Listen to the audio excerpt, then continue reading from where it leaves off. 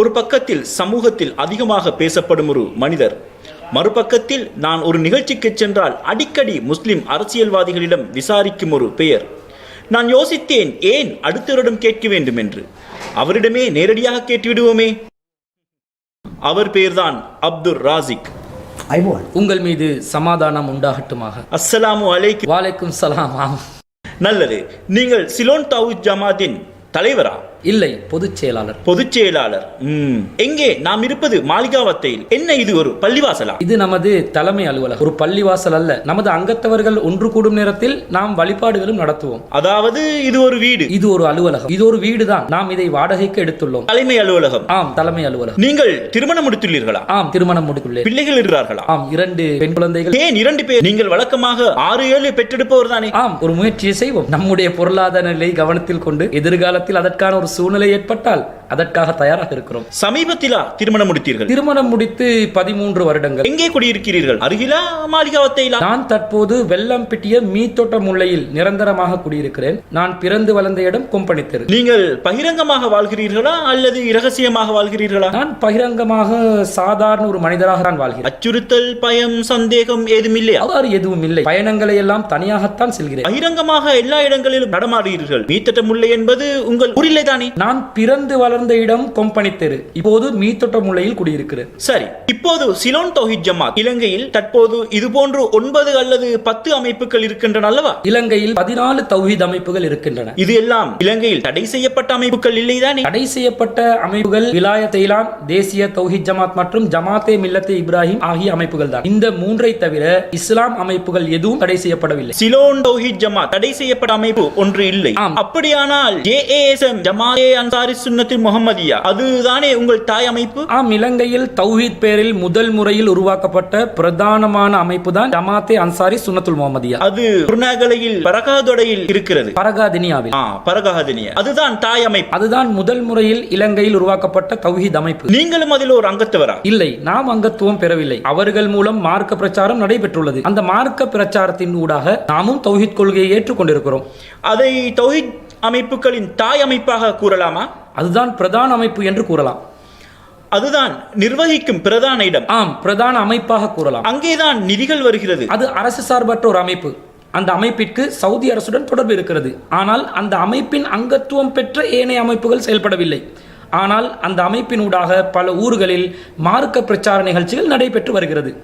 அதற்கு பிறகு உங்களுக்கு ஓல் சிலோன் தௌஹீத் ஜமாத் அந்த மல்லிகாராம தெமட்டகொட பகுதியில், அது என்ன? அது அகில இலங்கை தௌஹீத் ஜமாத். நீங்கள் அதில் இருந்தீர்களா? இல்லை, நான் அதிலும் இருக்கவில்லை. அது கொழும்பு வாழ் மக்களுக்கு தௌஹீத் கொள்கை பிரச்சாரம் செய்வதற்காக உருவாக்கப்பட்ட ஒரு அமைப்பு. நாம் ஆரம்பத்தில் தௌஹீதுக்கு வந்த நேரத்தில் அங்குதான் சென்றோம். ஆனால் நீங்கள் அகில இலங்கை தௌஹீத் ஜமாத்தில் இருக்கவில்லை, ஸ்ரீலங்கா தௌஹீத் ஜமாத்தில் இருந்தீர்கள். ஆம், நாம் ஸ்ரீலங்கா தௌஹீத் ஜமாத்தில் தான் இருந்தோம். அதில் தான் அங்கத்தவர்களாக இருந்தீர்கள். ஆம், அதில் தான் அங்கத்துவம் பெற்றிருந்தோம். நாம் தான் அந்த அமைப்பையே உருவாக்கினோம். ஜஹரான் இருந்தது அங்கேயா? சஹரான் SLTJ அமைப்பில் இருக்கவில்லை. சஹரான் இருந்தது NTJயில். சஹரான் முதலில் உருவாக்கியது தாருல் அதர் என்ற அமைப்பு. பிறகு அவன் காத்தாங்குடி தௌஹீத் ஜமாத் என்ற பெயரில் ஒரு அமைப்பை உருவாக்கி கொண்டான். பிறகு அந்த அமைப்பு தேசிய தௌஹீத் ஜமாத் என்று மாற்றிக்கொள்ளப்பட்டது. அவர் கடைசி காலத்தில் அங்கத்துவம் வகித்தது NTJயில். ஆம், NTJயில் தான் இருந்தார். நீங்கள் உருவாக்கிய அமைப்பு SLTJ. ஆம், SLTJ. அவர்களிடமிருந்து வெளியேறிதான் நீங்கள் தௌஹீத் ஜமாத்தை உருவாக்கினீர்கள். SLTJ அமைப்பை நாம் 2005 தான் உருவாக்கினோம். அதில் நாம் தான் ஆரம்ப அங்கத்தவர்கள். 2018 செப்டம்பர் மாதம் 23ஆம் தேதி மார்க்க மற்றும் நிர்வாக பிரச்சனைகள் காரணமாக நாம் சிலோன் தௌஹீத் ஜமாத்தை உருவாக்கினோம். அப்போ உங்களுடைய தலைவர் P. ஜெயினுலாப்தீன் என்பவர் தானே? P. ஜெயினுலாப்தீன் என்பவர் என் தலைவர் என்று சொல்வதை விட தற்காலத்தில் உலகத்தில் வசிக்கும் தமிழ் மொழியில் மார்க்கத்தை ஆய்வு ரீதியாக மக்களுக்கு சரளமாக தெளிவுபடுத்தும் ஒரு மார்க்க அறிஞராக இருக்கிறார். ஆனால் அவரை மன்னடி தலைமையகத்தால் காசு மற்றும் பெண் குற்றச்சாட்டில் அந்த அமைப்பை விட்டு வெளியேற்றுகிறார்களே?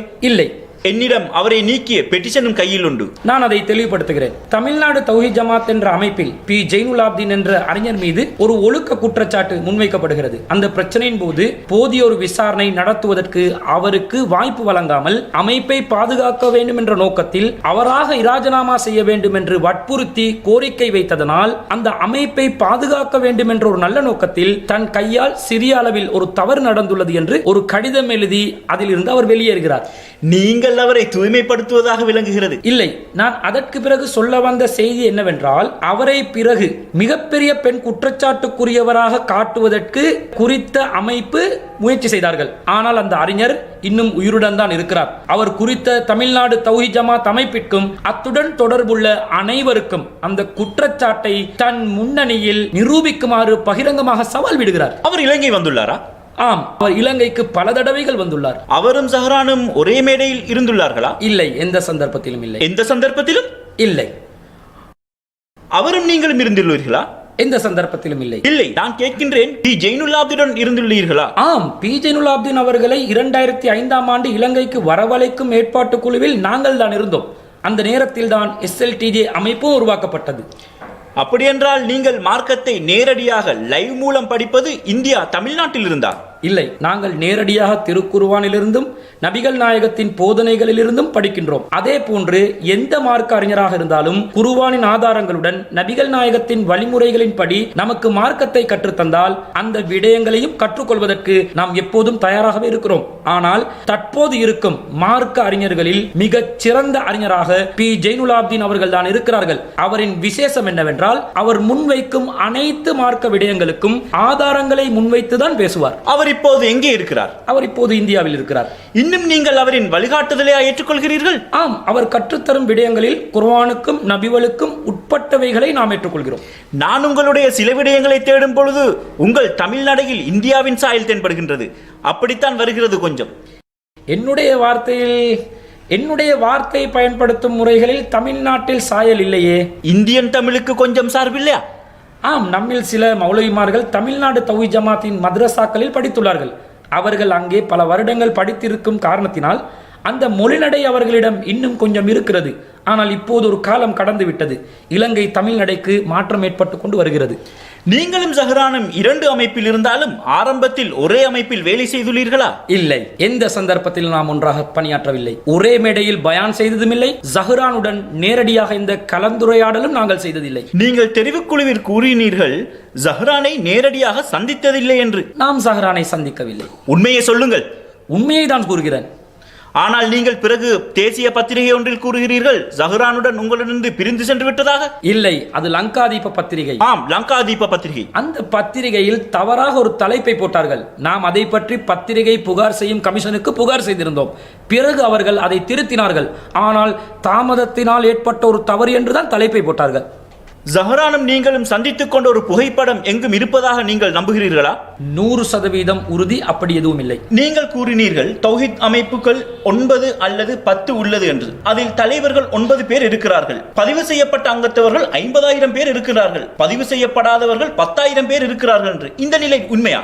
இல்லை, அது SLTJ அமைப்பில் நாங்கள் இருக்கும்போது ஒரு பத்திரிகைக்கு ஒரு கலந்துரையாடலின் போது நாம் கொடுத்த பேட்டி. அதில் பதிவு செய்யப்பட்ட அங்கத்தவர்கள் 1000 இருப்பதாகவும் பதிவு செய்யப்படாதவர்கள் 5000 பேர் இருக்கலாம் என்றும் நான் கூறியிருந்தேன். அதில் கூடுதலாக ஒரு சைவரை போட்டு வெளியிட்டுள்ளார்கள். நீங்கள் ஊடகங்களுக்கு சென்றால் உங்களுக்கு தவறுகளே தான் நடக்கின்றது, அப்படித்தானே?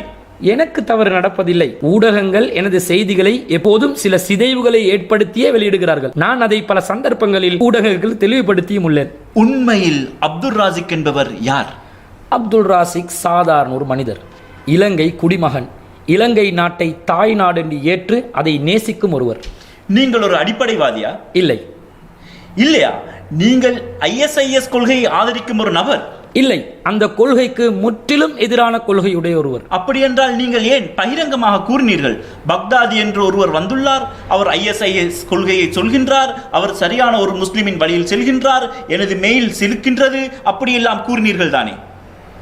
அது 2014ஆம் ஆண்டு 7ஆம் மாதம் 12ஆம் திகதி கேள்விபதி நிகழ்ச்சியில் கூறப்பட்ட ஒரு விடயம். அந்த சந்தர்ப்பத்தில் தான் ISIS அமைப்பு உலக மக்களுக்கு தன்னை பற்றி அறிவித்தார்கள். பொதுவாக மத்திய கிழக்கு நாடுகளில் அடிக்கடி அரசியல் மாற்றங்கள் நடைபெறுவதுண்டு. குறிப்பாக ஈராக்கை முற்படுத்தி அடிக்கடி அரசியல் மாற்றம் நடைபெறும். பல கிளர்ச்சி படைகள் உருவாகி இஸ்லாமிய ஆட்சியை உருவாக்கியுள்ளோம் என்று ஈராக்கில் பல சந்தர்ப்பங்களில் கூறுவதும் உண்டு. அமெரிக்காவும் உள்ளே புகுந்து பலவந்தமாக ஆட்சி அமைத்து சதாம் ஹுசைன் போன்றவர்களுக்கு மரண தண்டனை விதிப்பதுண்டு. இவ்வாறு அரசியல் மாற்றங்களை காணும் போது மத்திய கிழக்கில் திருக்குர்ஆன் அடிப்படையிலும் நபிவழியின் அடிப்படையிலும் ஆட்சி அமைப்பதாக கூறும்போது அவர்களுக்கான ஒரு அங்கீகாரம் உலக உலக முஸ்லிம்கள் மத்தியில் ஏற்படுவது சாதாரண ஒரு விடயம். நீங்கள் நினைத்தீர்கள் அந்த சந்தர்ப்பத்தில் அவர்தான் சரியான இஸ்லாமிய ஆட்சியை உருவாக்கினார் என்று? அந்த நேரத்தில் அவர் சரியான வழியில் இருப்பதாக நாங்கள் நம்பியிருந்தோம்.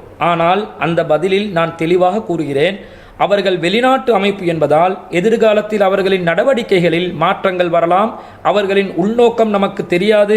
அவர்கள் தீவிரவாதத்தில் ஈடுபட்டார், அவர்களை எதிர்த்து கண்டனத்தை கண்டிப்பாக தெரிவிப்போம் என்று அந்த பதிலிலேயே நான் கூறியுள்ளேன்.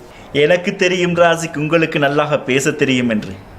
ஆம், நீங்கள் ஒவ்வொரு கலந்துரையாடலிலும் வார்த்தைகளில் வென்றுள்ளீர்கள். இல்லை, அப்படி இல்லை, மனசாட்சியின்படியே பேசியுள்ளேன். பாராளுமன்ற தெரிவுக்குழுவில் உள்ளவர்கள் அனைவரும் 45 நிமிடங்கள் நீங்களை திசை திருப்பினீர்கள் என்பது உண்மை. நீங்கள் ரவுஃப் ஹக்கீமிடம் செய்த தொழில் என்ன? நான் அவ்வாறு நினைக்கவில்லை. பாராளுமன்ற தெரிவுக்குழுவில் கூட நான் மனசாட்சியின்படியின் ஆதாரங்களை அடிப்படையிலும் கொண்டுதான் பேசியிருக்கிறேன். நீங்கள் ரவுஃப் ஹக்கீமுடன் என்ன வேலை செய்தீர்கள்? நான் ரவுஃப் ஹக்கீமிடம் எந்த வேலையும் செய்ததில்லை. சார், நான் உங்களுடன் வேலை செய்துள்ளேன் என்று நீங்கள் பாராளுமன்ற தெரிவுக்குழுவில் கூறினீர்கள் தானே? இல்லை, நான் மேல் மாகாண சபை உறுப்பினர் ஒருவரின் கீழ்தான் அப்போது வேலை செய்திருந்தேன். முஸ்லிம் காங்கிரசின் ஒரு உறுப்பினர். அவர் பேர் என்ன? அர்ஷாத் நிசாம்தீன் அவர்கள். அவர் நம் ஊரின் மந்திரி ஒருவர். அப்படி என்றால் ஏன் ரவுஃப் ஹக்கீம் பயந்தார் நீங்கள் அவரிடம் வேலை செய்ததாக சொன்ன பொழுது? இல்லை, நான் சாரிடம் கேட்டேன், ரவுஃப் ஹக்கீம் அவர்களிடம். அவர் என்னிடம் ஏன் டிகிரி ஒன்றை எடுத்து அமைப்பொன்றில் வேலை செய்கிறீர்கள் என்று கேட்டார். அப்போதுதான் நான் கூறினேன், எனது பட்டப்படிப்புடன் ஒரு அரச தொழில் கேட்டு உங்களிடம் வந்தேன். ஆனால் நீங்கள் எனக்கு தந்த வேலை வாய்ப்பு நீதி அமைச்சில் அலுவலக உதவியாளர் என்ற வேலை. அதனால் எனக்கு தொழில் வாய்ப்புக்கு செல்ல முடியாத ஒரு சூழ்நிலையில் அமைப்பில் முழுநேர பணியாளராக ஈடுபட்டுள்ளேன் என்று நான் கூறினேன். எல்லோருக்கும் பயம் இப்ப ராசிக்கோடு பழக்கம் என்று சொல்வதற்கு. ரவுஃப் ஹக்கீமும் இப்பொழுது அப்படி ராசிக்கோடு தெரியாது, ராசிக்கோடு போட்டோ எடுப்பதற்கு எல்லாம் பயம்தானே? மக்களுக்கு அவ்வாறு எந்த பயமும் இல்லை. நான் என்றால் பயமில்லை உங்களுடன் போட்டோ எடுப்பதற்கு. ஆம், தனியா எல்லாம் போட்டோ எடுக்க தேவையில்லை. இப்பொழுது நாங்கள் ஒன்றாகத்தான் இருக்கின்றோம். ஏனென்றால் நமக்கு மத்தியில் ISIS தொடர்பு ஒன்றும் இல்லையே. அப்படி எந்த தொடர்பும் இல்லை. ஹக்கீம் சொல்வதற்கும் விரும்புகிறார் போல ராசிக்கை தெரியாது என்று. இப்போதுதான் கண்டேன் அவர் என்னிடம் வேலை செய்யவில்லை என்று நடிப்பதற்கு. ஆம், அவ்வாறு நடிக்கலாம். பாராளுமன்ற தெரிவுக்குழுவிற்கு நான் செல்லும் போது வாசலில் வைத்து ரவுஃப் ஹக்கீம் அவர்களின் சந்திக்க நேரிட்டது. அந்த நேரத்தில் நான் சார் என்று பேசினேன். கை கொடுக்கவும் பயம் என்றார். நான் அந்த நேரத்தில் நன்றாகவே அவருக்கு கை கொடுத்தேன். ஏன் பயப்பட வேண்டும்? நாங்கள் தீவிரவாதிகளோ அடிப்படவாதிகளோ அல்ல. நாம் இலங்கை குடிமக்கள். நாம் வெளிப்படையாக பேசும் நபர்கள். சாதாரண பொதுமக்கள் எங்களுடன் நெருக்கமாக பேசும்போது நீங்கள் ஏன் விலகிச் செல்ல வேண்டும், ஓடி ஒளிய வேண்டும் என்று நான் நேரடியாக கேட்டேன். உண்மையை சொல்லுங்கள் ராசிக், நீங்கள் இங்கிருந்து பொய் சொல்லி வெற்றி பெற்று செல்ல முடியும். ஆனால் நாட்டில் உலகத்தில் இதை பார்த்து கொண்டிருக்கின்றார்கள். மக்களுக்கு உண்மை எதுவென்று தெரியும். இலங்கையில் ஜிஹாதை உருவாக்கியவர் யார்? ஜிஹாத் அமைப்பை, ஜிஹாத் படையை உருவாக்கியவர் யார்? நான் அனைத்தையும் நிரூபிக்கத்துக்கு தயார். நீங்கள் சொல்லுங்கள். உங்கள் கலந்துரையாடலில் நான் வெளிப்படையாகத்தான் இருக்கிறேன். ஜிஹாத் குழு என்று இலங்கையில் எந்த ஒரு குழுவும் இருக்கவில்லை. அவ்வாறு யாராவது இருந்தால் நாம் நமது கண்டனத்தை ஆரம்ப நேரம் முதல் பதிவு செய்து வந்திருக்கிறோம். இருந்தார்கள். LTT அமைப்பில் இருந்து பாதுகாப்பு பெறுவதற்கு ஜிஹாத் என்ற பெயரில் ஒரு குழு இருந்தது அஷ்ரப் அவர்களின் காலத்தில். அஷ்ரப் அவர்களின் காலத்தில் கிழக்கு மக்களை பாதுகாப்பதற்காக ஒரு குழு இருந்தார்கள், ஆயுதங்களுடன். அவ்வாறு இருந்தார்கள் என்று ஒரு கதை பேசப்பட்டது. ஆனால் அதை உண்மை நிலை என்னவென்றால், அந்தந்த ஊர்வாசிகளை LTT தீவிரவாதிகளிடமிருந்து பாதுகாப்பதற்காக அப்போதைய அரசாங்கம் சிவில் மக்களுக்கு ஆயுதங்களை கொடுத்திருந்தார்கள். அவ்வாறான ஒரு குழு கிராம பாதுகாப்பு குழுவாக இயங்கினார்களே தவிர ஜிஹாத் குழுவாக இயங்கவில்லை. அதை ஆரம்பிக்கும் போது அவ்வாறு தான் ஆரம்பித்தார்கள். ஆனால் அவர்கள் பிறகு ஆயுத போராட்டத்துக்கு சென்றார்கள். இல்லை, அவ்வாறு எந்த பதிவும் இலங்கையில் எங்கும் பதியப்படவில்லை. அந்த ஜிஹாத் குழுவால் அரசின் இறையாண்மைக்கு குந்தகம் விளைவித்ததாக எந்த தகவலும் பதிவு செய்யப்படவில்லை. அது ஜிஹாத் குழுவாக இருக்கவே இல்லை. அதை உருவாக்கியவர் அஷ்ரப் தானே? அஷ்ரப் அவர்களின் காலத்தில் அரச அனுமதியுடன் ஊர் பாதுகாப்பு படையாகத்தான் அவர்கள் செயல்பட்டார்கள். அப்படித்தான் பேசிக்கொள்கிறீர்கள். ஊர் பாதுகாப்பு படை என்று தான் சொல்லுவார்கள். இல்லை, அந்த LTT பிரச்சனைக்கு பிறகு அனைத்து ஆயுதங்களையும் அந்த இளைஞர்களிடமிருந்து அரசாங்கம் மீண்டும் பெற்றுக்கொண்டது. ராசிக், இப்போது ஜிஹாத் குழுவுக்கு ஜிஹாத் படைக்கும் தலைமை தாங்கும் பாராளுமன்றத்தில் இருக்கும் அரசியல்வாதி யார்? எனக்கு தெரிந்த வரையில் அவ்வாறு யாரும் இல்லை. அப்படி யாராவது இருந்தால் அத்தகைய ஒருவரை நாம் இனம் காட்டாமல் விட்டு வைக்கவும் மாட்டோம். உண்மையை சொல்லுங்கள் ராசிக். நான் திறந்த மனதுடன் பேசுபவன். நான் எதையும் மறைக்கவும் மாட்டேன். அரசியல்வாதிகளை பாதுகாக்கும் எந்த தேவையும் எனக்கு இல்லை. அப்படி என்றால் நீங்கள் அரசியல்வாதிகளின் கைக்கூலி, அப்படித்தானே? இல்லை, ஒருபோதும் இல்லை. ராஜித சேனாரத்னவுக்கும் உங்களுக்கும் உள்ள தொடர்பு என்ன? ராஜித சேனாரத்ன அவர்களுக்கும் எங்களுக்கும் எந்த சம்பந்தமும் இல்லை. நாம் அனைத்து அரசியல்வாதிகளுக்கும் திருக்குர்ஆனை அன்பளிப்பு செய்யும் சந்தர்ப்பத்தில் ராஜித சேனாரத்ன அவர்களுக்கும் நாம் திருக்குர்ஆனை ஒன்றை அன்பளிப்பு செய்துள்ளோம். நீங்கள் அதிகமான அரசியல்வாதிகளில் யாருடன் நெருக்கமாக இருக்கிறீர்கள்? யாருடனும் நெருங்கிய தொடர்பு நான் ஏற்படுத்த விரும்புவதும் இல்லை. நான் அவ்வாறு தொடர்பு ஏற்படுத்தியும் இல்லை. ரிஷாத் பதியுதீன்? இல்லை, எந்த சந்தர்ப்பத்திலும் இல்லை. அசாத் சாலே? அசாத் சாலி தான் எங்களை அதிகமாக குறை கூறுபவர். முஜிபுர் ரஹ்மான்? முஜிபுர் ரஹ்மான் அவர்களை பொறுத்தவரையில் ஊரில் மந்திரியாக நமக்கு தெரியும், நெருங்கிய தொடர்பு ஏதும் இல்லை. ரவுஃப் ஹக்கீம்? ரவுஃப் ஹக்கீம் அவர்களை நமது அர்ஷாத் நிசாம்தீன் மந்திரியூடாக நமக்கு தெரியும். அந்த காலகட்டத்தில் முஸ்லிம் காங்கிரஸ் கட்சிக்காக நாம் வேலை செய்திருக்கிறோம். அவ்வாறான ஒரு அறிமுகம் நமக்கு உள்ளது. ஆனால் தனிப்பட்ட முறையில் எந்த கொடுக்கல் வாங்கலும் இல்லை. இந்த முஜாஹித் மௌலவி என்பவர் யார்? முஜாஹித் என்பவர் இந்த தௌஹீத் கொள்கையை பிரச்சாரம் செய்யும் ஒரு திறமைசாலி. இப்ப அவர் எங்கே இருக்கிறார்? அவர் இலங்கையில் தான் இருக்கிறார். அவர் தானே இப்ப ஜஹ்ரானின் கூட்டத்திற்கு தலைவர்? இல்லை இல்லை, அவர் பகிரங்கமாக இருக்கும் ஒரு மனிதர். அவர் இப்போதும் இருக்கிறார். அவர் பொதுவாக மார்க்கத்தை பிரச்சாரம் செய்யும் ஒரு பணிவான மனிதர். அவரும் ஜஹ்ரானும் ஒன்றாகத்தான் இருந்தார்கள் தானே? ஜஹ்ரான் தௌஹீதை பிரச்சாரம் செய்யும் நேரத்தில் பல தௌஹீத் தலைவர்களுடன், அதாவது மௌலவிமார்களுடன் உரை நிகழ்த்தி இருக்கிறார். ஒன்றாக ஒரே மேடையிலா? ஆம், ஒரே மேடையில். நம்முடன் ஒரே மேடைக்கு வராததற்கு காரணம் நாம் மாற்று கருத்துடையவர்களை நமது மேடைகளில் ஏற்றுவதில்லை என்பதனால் தான். நீங்கள் ஒரு பட்டதாரி தானே? ஆம், பிகாம் பட்டதாரி. பிசினஸ் அட்மினிஸ்ட்ரேஷன், வர்த்தக துறையில் ஒரு பட்டதாரியாக இருக்கிறேன். நீங்கள் மௌலவி இல்லை? மௌலவி ஒருவர் அல்ல. குர்ஆனை பற்றி தெளிவுகள் இருக்கின்றனவா? ஆம், போதிய அளவில் ஒரு தெளிவு உள்ளது. அது எப்படி அப்படி ஒரு தெளிவு கிடைத்துள்ளது? நான் கேள்விப்பட்டேன் நீங்கள் குர்ஆனை ஒவ்வொரு இடத்திலும் விநியோகம் செய்து திரிந்ததாக. நாம் குர்ஆன் மொழிபெயர்ப்பை காசுக்கு தான் விற்பனை செய்கிறோம். இது இலவசமாக விநியோகிப்பதற்குரியதல்ல. இதன் விலை 1250 ரூபாய். இதோ இங்கே நாம் போட்டுள்ளோம். இதை நீங்களா மொழிபெயர்த்தீர்கள்? ஆம், நான் தான் மொழிபெயர்த்தேன். அதாவது இந்த புத்தகத்தை? ஆம். 1250 ரூபாய்?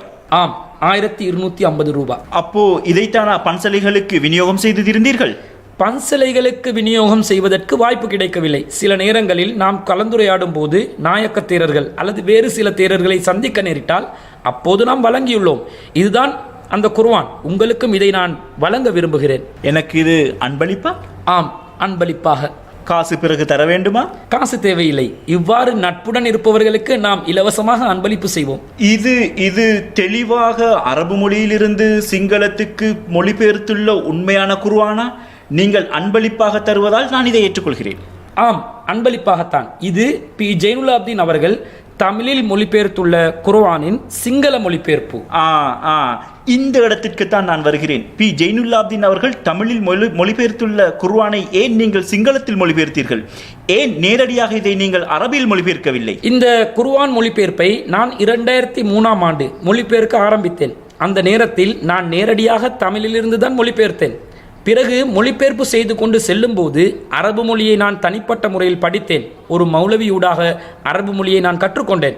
பி ஜெயினுலாப்தீன் அவர்கள் தமிழில் மொழிபெயர்த்துள்ள குர்ஆனை சிங்களத்தில் மொழிபெயர்க்க காரணம் இந்த மொழிபெயர்ப்பு தான் இலங்கை நாட்டில் கலாச்சாரத்திற்கு இறையாண்மைக்கு மிகவும் பொருத்தமான மொழிபெயர்ப்பு என்பதனால். அதாவது உங்களுக்கு தேவையான விதத்தில், இலங்கைக்கு பொருத்தமான விதத்தில் இந்த குர்ஆனை நீங்கள் மாற்றியுள்ளீர்கள்?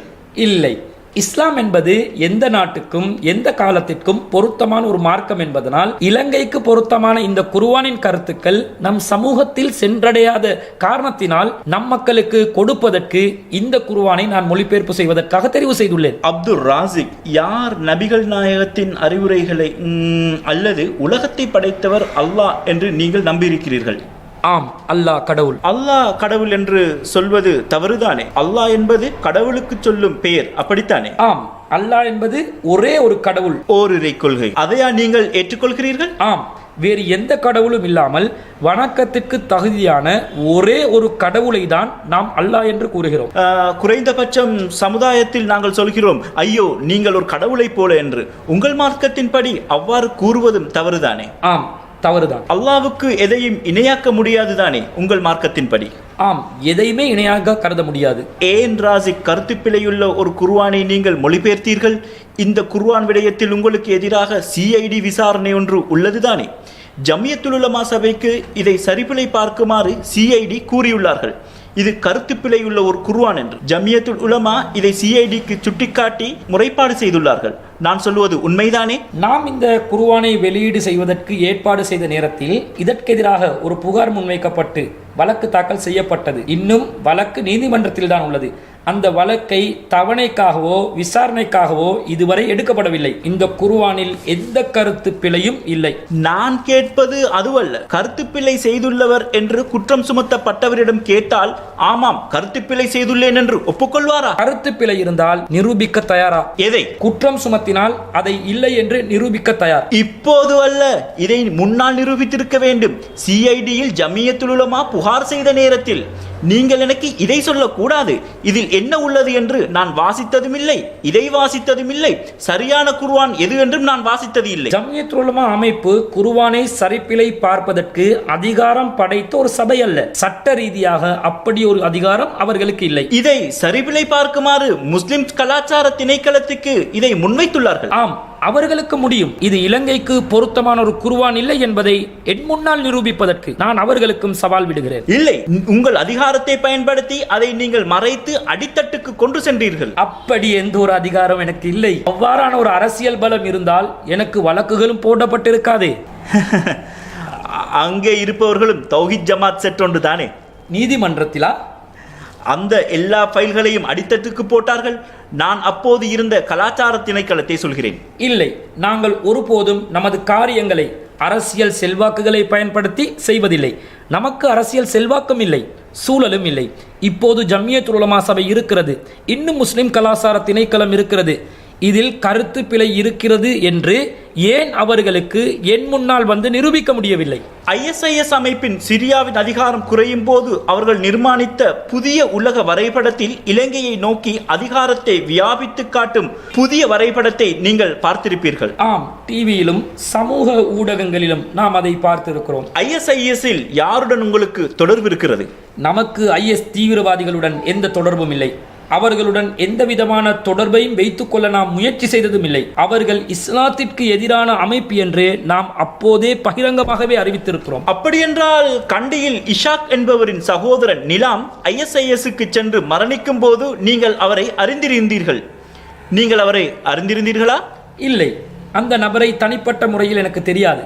பேரளவில் நாம் அறிந்திருக்கிறோம். அவர் தெமட்டகொட பகுதியில் வசித்திருந்தார். உங்களுக்கு இஷாக்கை தெரியுமா? இஷாக் என்பவரை நாம் தனிப்பட்ட முறையில் அறிய மாட்டோம். அவர்களின் மச்சானை தெரியுமா? இல்லை, அவர்களுடன் நேரடி எந்த அறிமுகமும் இல்லை. அந்த காலத்தில் ISIS-க்கு இலங்கையிலிருந்து மக்கள் சென்றார்கள், பயிற்சி எடுக்கிறார்கள் என்பதை நீங்கள் அறிந்திருக்கவில்லையா? அந்த செய்திகளை அறிந்தவுடன் நாம் அந்த சந்தர்ப்பத்திலேயே பகிரங்கமாக அறிவித்திருந்தோம். IS அமைப்புடன் தொடர்பு படுவது பயங்கரமானது, அதிலிருந்து மக்கள் விலக வேண்டும் என்று. அந்த நேரத்திலேயே நாம் SLTJ அமைப்புடன் இருக்கும்போது அழைப்பு என்ற பெயரில் நாம் வெளியிட்ட மாத இதழில் பகிரங்கமாக மக்களுக்கு அறிவிப்பு செய்திருந்தோம். IS என்பது இஸ்லாத்துக்கு எதிரான அமைப்பு என்று 2015ஆம் ஆண்டு ஆகஸ்ட் மாதத்தில் நாம் வெளியிட்ட இதழில் குறிப்பிட்டிருந்தோம். ISIS இயக்கம் இஸ்லாத்திற்கு எதிரானது என்று நாம் தலைப்பிட்டு வெளியிட்டிருந்தோம். இந்த இயக்கத்துடன் தொடர்பு பட வேண்டாம் என்றும் அவர்கள் தீவிரவாதிகள் என்றும் முஸ்லிம்கள் அல்லவென்றும் நாம் மக்களுக்கு பகிரங்கமாக அறிவித்திருக்கிறோம். 2016ஆம் ஆண்டு ஈஸ்டர் தாக்குதலுக்கு 30 மாதங்களுக்கு முன்பு விஜயதாச ராஜபக்ச பாராளுமன்றத்தில் குறிப்பிடுகின்றார், நான் அவருக்கு வற்புறுத்தி சொன்னேன், எனக்கு இந்த சோர்ஸ் எங்கிருந்து கிடைத்தது என்று கேட்டிருந்தேன். நான் ஒரு ஊடகவியலாளராக அவ்வாறு கேட்பது தவறு, எனக்கு அவ்வாறு கூற முடியாது. ஆனால் அவர் அந்த நேரத்தில் ஜனாதிபதிக்கு கூறியிருக்கின்றார், கேபினெட்டுக்கும் இதை கூறியிருக்கின்றார். எந்த ஆதாரம் என்று எனக்கு கூற வேண்டிய அவசியம் இல்லை, அதற்கு அவருக்கு கடமையும் இல்லை. அந்த நேரத்தில் 4 குடும்பங்களில் ISIS செயற்பாட்டாளர்கள் 32 பேர் இருக்கின்றார்கள், நாட்டில் வஹாபாதிகள் இருக்கின்றார்கள் என்று விஜயதாச ராஜபக்ச கூறியிருக்கின்றார். விஜயதாச ராஜபக்ச தெரிந்திருந்தால் நீங்களும் தெரிந்திருக்க வேண்டாமா? உங்களுக்கு ஒரு நெட்வொர்க் கொண்டு இருந்தது தானே? இல்லை, IS உடன் தொடர்பில் உள்ள நபர்கள் நிலாம் உட்பட சிலர் IS உடன் தொடர்பு பட்டுள்ளார்கள் என்று செய்தி கிடைத்தவுடன், பாதுகாப்பு துறையூடாக கிடைத்தவுடன் நாம் மக்களை தெளிவுபடுத்தும் வேலைகளை செய்தோம், எந்த நபரும் இதில் தொடர்புபடக்கூடாது என்று. ஆனால் நாம் இந்த நபர்கள் IS உடன் தொடர்பில் இருக்கிறார்கள் என்று அறிந்திருக்கவில்லை. நிலாமை பற்றி அறிந்திருந்தீர்கள்? நிலாம் சிரியாவுக்கு சென்ற செய்தி கிடைத்த பிறகுதான் இலங்கையிலிருந்து சிரியாவுக்கு சிலர் செல்கிறார்கள் என்ற செய்தி நமக்கு கிடைக்கப்பெற்றது. இல்லை, நான் கேட்பது நிலாம் செல்வதற்கு முன்பு நீங்கள் தெரிந்திருக்கவில்லையா? இல்லை, நாம் அறிந்திருக்கவில்லை. நாம் அவ்வாறு அறிந்திருந்தால் கண்டிப்பாக உளவுத்துறைக்கும் பாதுகாப்பு துறைக்கும் அதை அறிவித்திருப்போம். இந்த 2015ஆம் ஆண்டில் நிலாமின் சம்பவத்திற்கு பிறகுதான் நாம் ஒரு சிலரை பற்றி செய்தி தெரிந்தவுடன் தீவிரவாத தடுப்பு பிரிவுக்கு அந்த காலகட்டத்திலேயே அதை நாம் அறிவித்திருக்கிறோம். நாம் கொஞ்சம் தலைப்பிலிருந்து வெளியே சென்று விட்டோம். நாம் குர்ஆனை பற்றி பேசிக் கொண்டிருந்தோம். இந்த குர்ஆன் எங்கிருந்து வருகின்றது? கல்கட்டாவில் இருந்தா? குர்ஆனை கல்கட்டாவில் தான் நாம் பிரிண்ட் செய்தோம். இது இப்போது தடுக்கப்பட்ட ஒரு நூல் என்று உங்களுக்கு தெரியுமா? இல்லை, தடுக்கப்பட்ட ஒரு நூல் அல்ல. தடுக்கப்படவில்லை? இல்லை. அப்படி என்றால் ஏன் இதை நேரடியாக இம்போர்ட் செய்வதில்லை? கண்டெய்னர் ஊடாக நேரடியாக கொண்டு வருவதில்லை ஏன்? நீங்கள் உங்கள் புத்தக நிலையங்களூடாக கள்ளத்தனமாகத்தானே இதை விற்பனை செய்கின்றீர்கள். இல்லை. இதை உங்களுக்கு கொண்டு வர முடியாதது ஏன்? நாம் 5000 பிரதிகளை பிரிண்ட் செய்தோம். 5000 பிரதிகளையும் நாம் இலங்கைக்கு கொண்டு வந்தோம். அநேகமாக அந்த 5000 பிரதிகளை நாம் விற்பனை செய்து விநியோகம் செய்து முடித்து விட்டோம். நான் கேட்பது அதுவல்ல ராஜிக். நீங்கள் ஏன் இதை டைரக்ட் இம்போர்ட்டராக கொண்டு வருவதில்லை? ஏன் நீங்கள் நேரடியாக கொண்டு வரக்கு பயப்படுகிறீர்கள்? இல்லை, நாம் 5000 கொண்டு வந்தோம். 5000 கொண்டு வரும்போது இந்த பிரச்சனை இருக்கவில்லை தானே ராஜிக்? இப்போதுதானே இது பிரச்சனையாக உள்ளது. அதைத்தான் நானும் கூறுகிறேன். அடுத்ததாக நாம் 2வது பதிப்புக்கு செல்வதாக இருந்தால் இப்போ உங்களுக்கு முடியுமா இதன் 2வது பிரிண்ட் எதையும் மாற்றாமல் நாளைக்கு அப்துல் ராசிக் சிலோன் தௌஹீத் ஜமாத் என்ற பெயரில் இந்த புத்தகம் 5000 கொண்டு வர முடியுமா? இப்போது இலங்கையில் ஒரு சட்டம் உள்ளது. புத்தகங்களை கொண்டு வருவதாக இருந்தால் உரிய இடங்களில் அனுமதி பெற வேண்டும் என்று.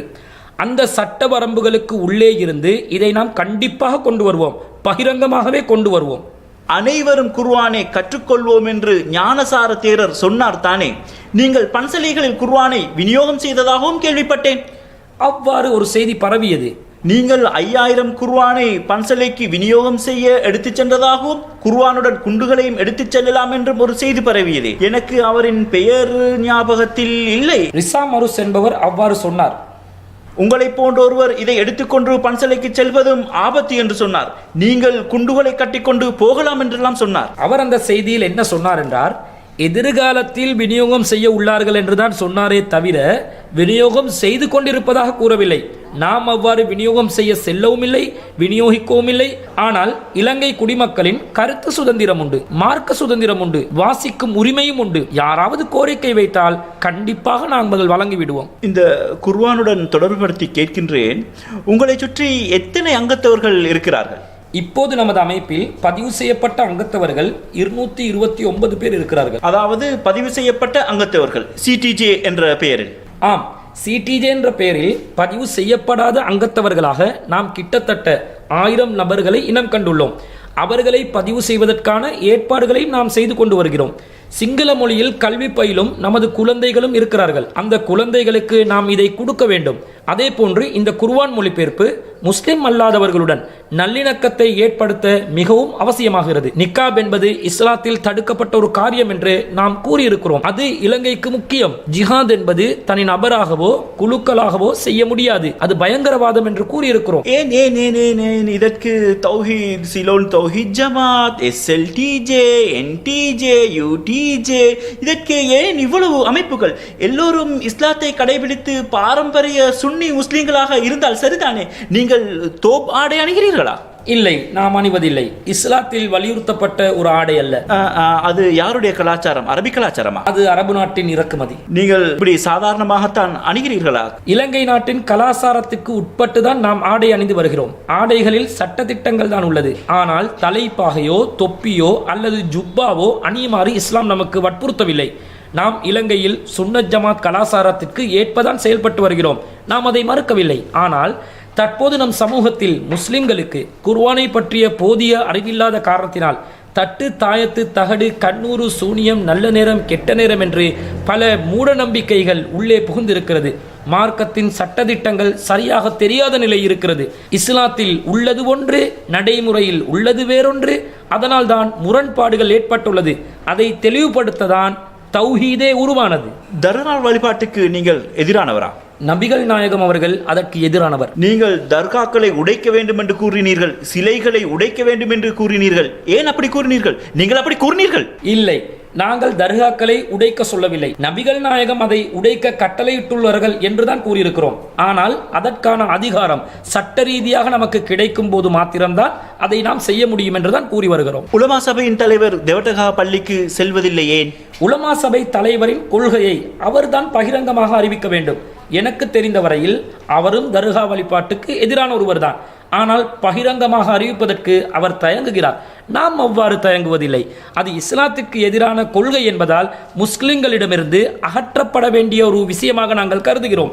ஆனால் முஸ்லிம் சமூகம் அறிந்து அதை அகற்ற வேண்டும், அல்லது அதிகாரம் கிடைக்கும் போது அரசாங்கம் அதை அகற்ற வேண்டும். சிடிஜேக்கு ஃபண்ட்ஸ் எங்கிருந்து வருகிறது? நாம் மக்கள் தரும் நிதி உதவிகளில் இருந்து தான் இயங்கி வருகிறோம். மக்கள் நிதி என்றால் நமது அங்கத்தவர்கள், சந்தாதாரர்கள் மற்றும் நன்கொடையாளர்கள் மூலம் கிடைக்கும் நிதியிலிருந்து தான் நாம் இயங்குகிறோம். எந்த வெளிநாட்டு அரசிடமிருந்தோ அரசு சார்பற்ற நிறுவனமிடத்திலிருந்தோ எந்த ஒரு நிதியையும் நாம் பெறுவதில்லை. அதை நாங்கள் நிரூபித்து பேசுவோமா? வெளிநாட்டிலிருந்து நிதி பெறுவதை பேசுவோமா? கண்டிப்பாக பேச தயாராக இருக்கிறேன். அசாத் சாலி தெளிவாக சொல்கிறார். உங்களுக்கு விரலை நீட்டியே சொல்கிறார் சவுதியிலிருந்து தான் நிதி கிடைப்பதாக. அசாத் சாலி எந்த நேரமும் பொய் தான் கூறுவார். அசாத் சாலி பொய் சொல்கிறார். அப்துல் ராசிக் எப்போ உண்மை கூறுகிறார். அவர் பொய் சொல்பவர் என்பதை நான் ஒரே ஒரு ஆதாரத்தின் மூலம் நிரூபித்து காட்டுகிறேன். சஹ்ரான் காத்தாங்குடியில் 120 வீடுகளை எரித்ததாக அசாத் சாலி பாராளுமன்ற தெரிவு குழுவில் கூறியிருந்தார்.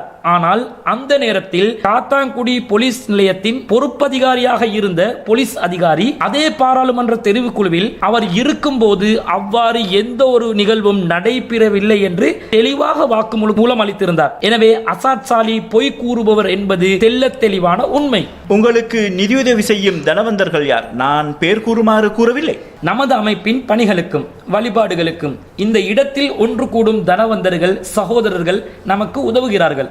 அதாவது உங்களுக்கு விருப்பமில்லையா பாரம்பரிய சுன்னி முஸ்லிமாக உங்களை நீங்கள் அடையாளப்படுத்திக் கொள்ள? நாங்கள் தான் பாரம்பரிய முஸ்லிம்கள். தற்காலத்தில் பாரம்பரிய முஸ்லிம்கள் என்ற பெயரில் இருப்பவர்கள் தான் பாரம்பரியத்திலிருந்து விலகி சென்று கொண்டிருக்கிறார்கள். நாம் நிக்காப் வேண்டாம் என்கிறோம். பாரம்பரியம் என்பவர்கள் நிக்காப் கட்டாயம் என்கிறார்கள். யார் அந்த கூட்டம்? உலமா சபை உட்பட சில அமைப்புகள் அவர்களின் திருக்குர்ஆன் மொழியாக்கத்திலும் முகம் மூடுவது கட்டாயம் என்று எழுதி வைத்துள்ளார்கள். அதாவது அவர்கள்தான் பாரம்பரியத்திலிருந்து விலகி செல்கிறார்கள். நீங்கள் கன்வர்ஷன் செய்யும் ஒருவர் தானே? மாற்று மதத்தவர்களை மதமாற்றம் செய்பவர் தானே? இல்லை, யாராவது ஒருவர் விரும்பி இஸ்லாத்தை ஏற்றால் அதற்கு சட்ட ரீதியாக நாம் உதவி செய்வோம், அவ்வளவுதான். விருப்பத்தில்? ஆம், விருப்பத்தில். விருப்பம் இருக்குதா இல்லையா என்று சொல்லி பின்னால் இருந்து நாங்கள் பார்க்க வேண்டும்.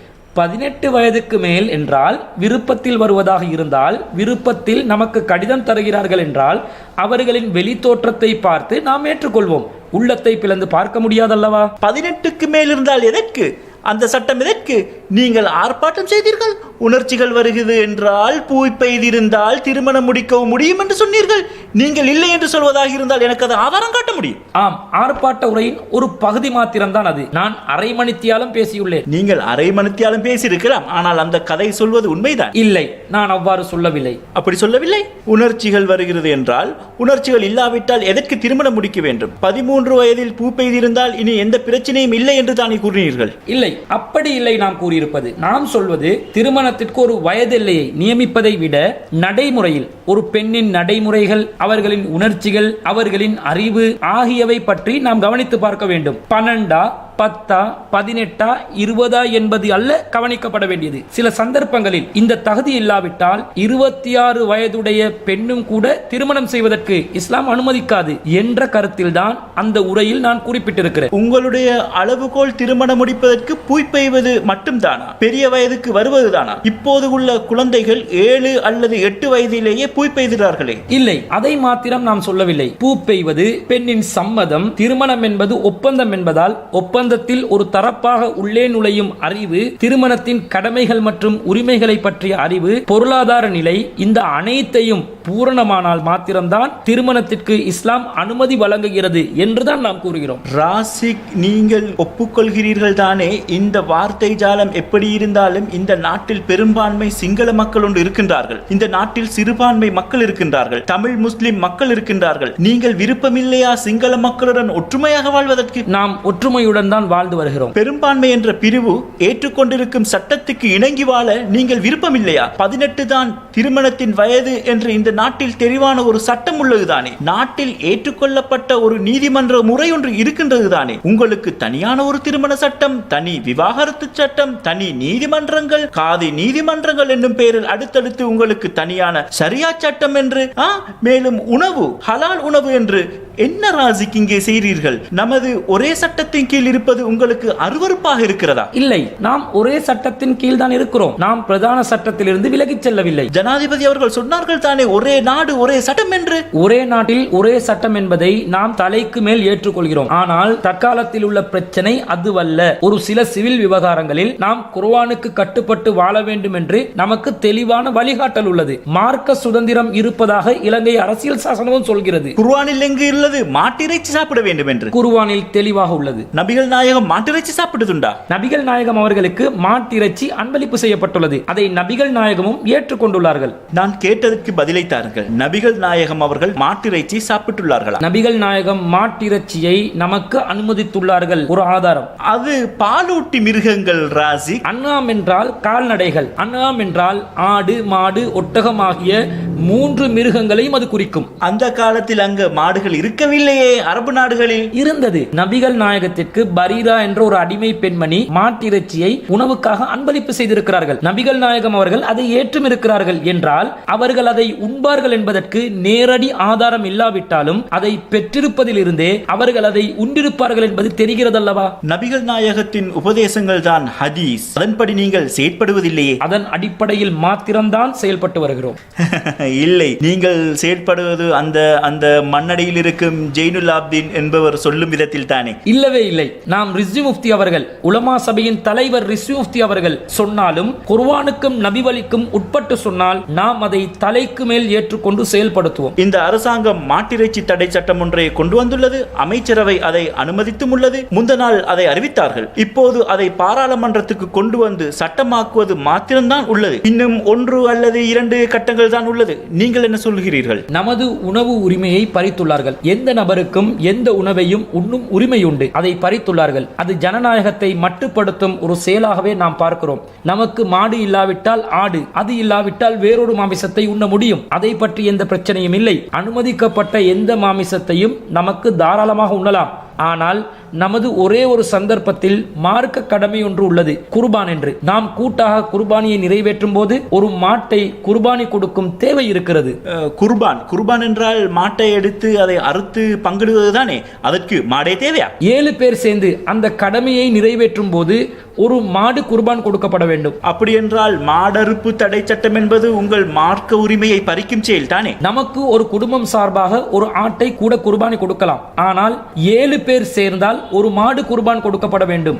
7 பேர் கூட்டு சேர்ந்து குர்பான் கொடுப்பதற்கு இருந்த ஒரு வாய்ப்பை அரசாங்கம் இல்லாமல் ஆக்குவதன் மூலம் நமது மார்க்க உரிமை ஒன்றை பறித்துள்ளது. ஏன் பெரும்பான்மை சமூகம் மாட்டிறைச்சி சாப்பிட விரும்பாவிட்டால், சிங்கள பௌத்த மக்களில் அதிகமானவர்கள் சாப்பிடாவிட்டால், இந்து மக்கள் இதை சாப்பிடாவிட்டால் ஏன் இந்த நாட்டில் பொது சட்டத்துடன் இணைந்து போக முடியாதுள்ளது? ஏன் நீங்கள் இந்த மாட்டிறைச்சி சாப்பிட இவ்வளவு பேராசையுடன் இருக்கிறீர்கள்? நமக்கு மாட்டிறைச்சி சாப்பிடும் எந்த பேராசையும் ஆவலும் இல்லை. நாம் நாட்டை பற்றியும் நினைக்கின்றோம். இது நமது நாட்டின் பொருளாதாரத்திற்கு மிகப்பெரிய பாதிப்பை ஏற்படுத்தும். இதை விரைவில் இலங்கை அரசாங்கமும் அறிந்து கொள்ளும். இந்தியாவில் மாடறுப்பை தடை செய்தார்கள். அதாவது இந்த தொழிலில் அதிகம் ஈடுபடுவது உங்கள் முஸ்லிம்கள் தானே? இல்லை, மாட்டிறைச்சி கடைகள் நம் மக்கள் நடத்துவதாக இருக்கலாம். ஆனால் பாரிய அளவில் மாடு மற்றும் பசுக்களை வைத்து வியாபாரம் செய்வது சிங்கள பௌத்த மக்கள் மற்றும் இந்துக்கள். இந்த தடை சட்டம் தோல் உற்பத்திகள், பால் உற்பத்தி, கால்நடைகள் தொடர்பில் உள்ள அனைத்து உற்பத்திகளிலும் கடுமையான பாதிப்பை கண்டிப்பாக ஏற்படுத்தும். நாம் பேசிக்கொண்டிருந்த இடத்திலிருந்து மீண்டும் வெளியே சென்று விட்டோம். நீங்கள் இதுவரைக்கும் எத்தனை பேரை மதமாற்றம் செய்திருக்கிறீர்கள்? நாம் யாரையும் வற்புறுத்தி மதமாற்றம் செய்வதில்லை. லா இக்ரா ஃபித்தீன், திருக்குர்ஆனில் 2வது அத்தியாயத்தில் 256வது வசனத்தில் இந்த மார்க்கத்தில் எந்த நிர்பந்தமும் இல்லை என்று இறைவன் கூறுகிறார். விரும்பினால் நம்பிக்கை கொள்ளலாம், விரும்பினால் நிராகரிக்கலாம். யாராவது ஒருவர் இஸ்லாத்தை ஏற்றுக்கொள்ள வருவதாக இருந்தால் சட்டபூர்வமாக அவர் வயதுக்கு வந்தவராக கருதப்பட்டால் நாம் ஏற்றுக்கொள்வோம். நான் கேட்பது எத்தனை பேரை இதுவரை இஸ்லாத்தில் இணைத்துள்ளீர்கள் என்று. இந்த சிடிஜே அமைப்பில் இதுவரைக்கும் 3 பேர் இஸ்லாத்தை ஏற்றுக்கொண்டுள்ளார்கள். அவர்கள் பௌத்தர்களா, இந்துக்களா? இந்துக்கள். பௌத்தர்கள் வருவதில்லையா?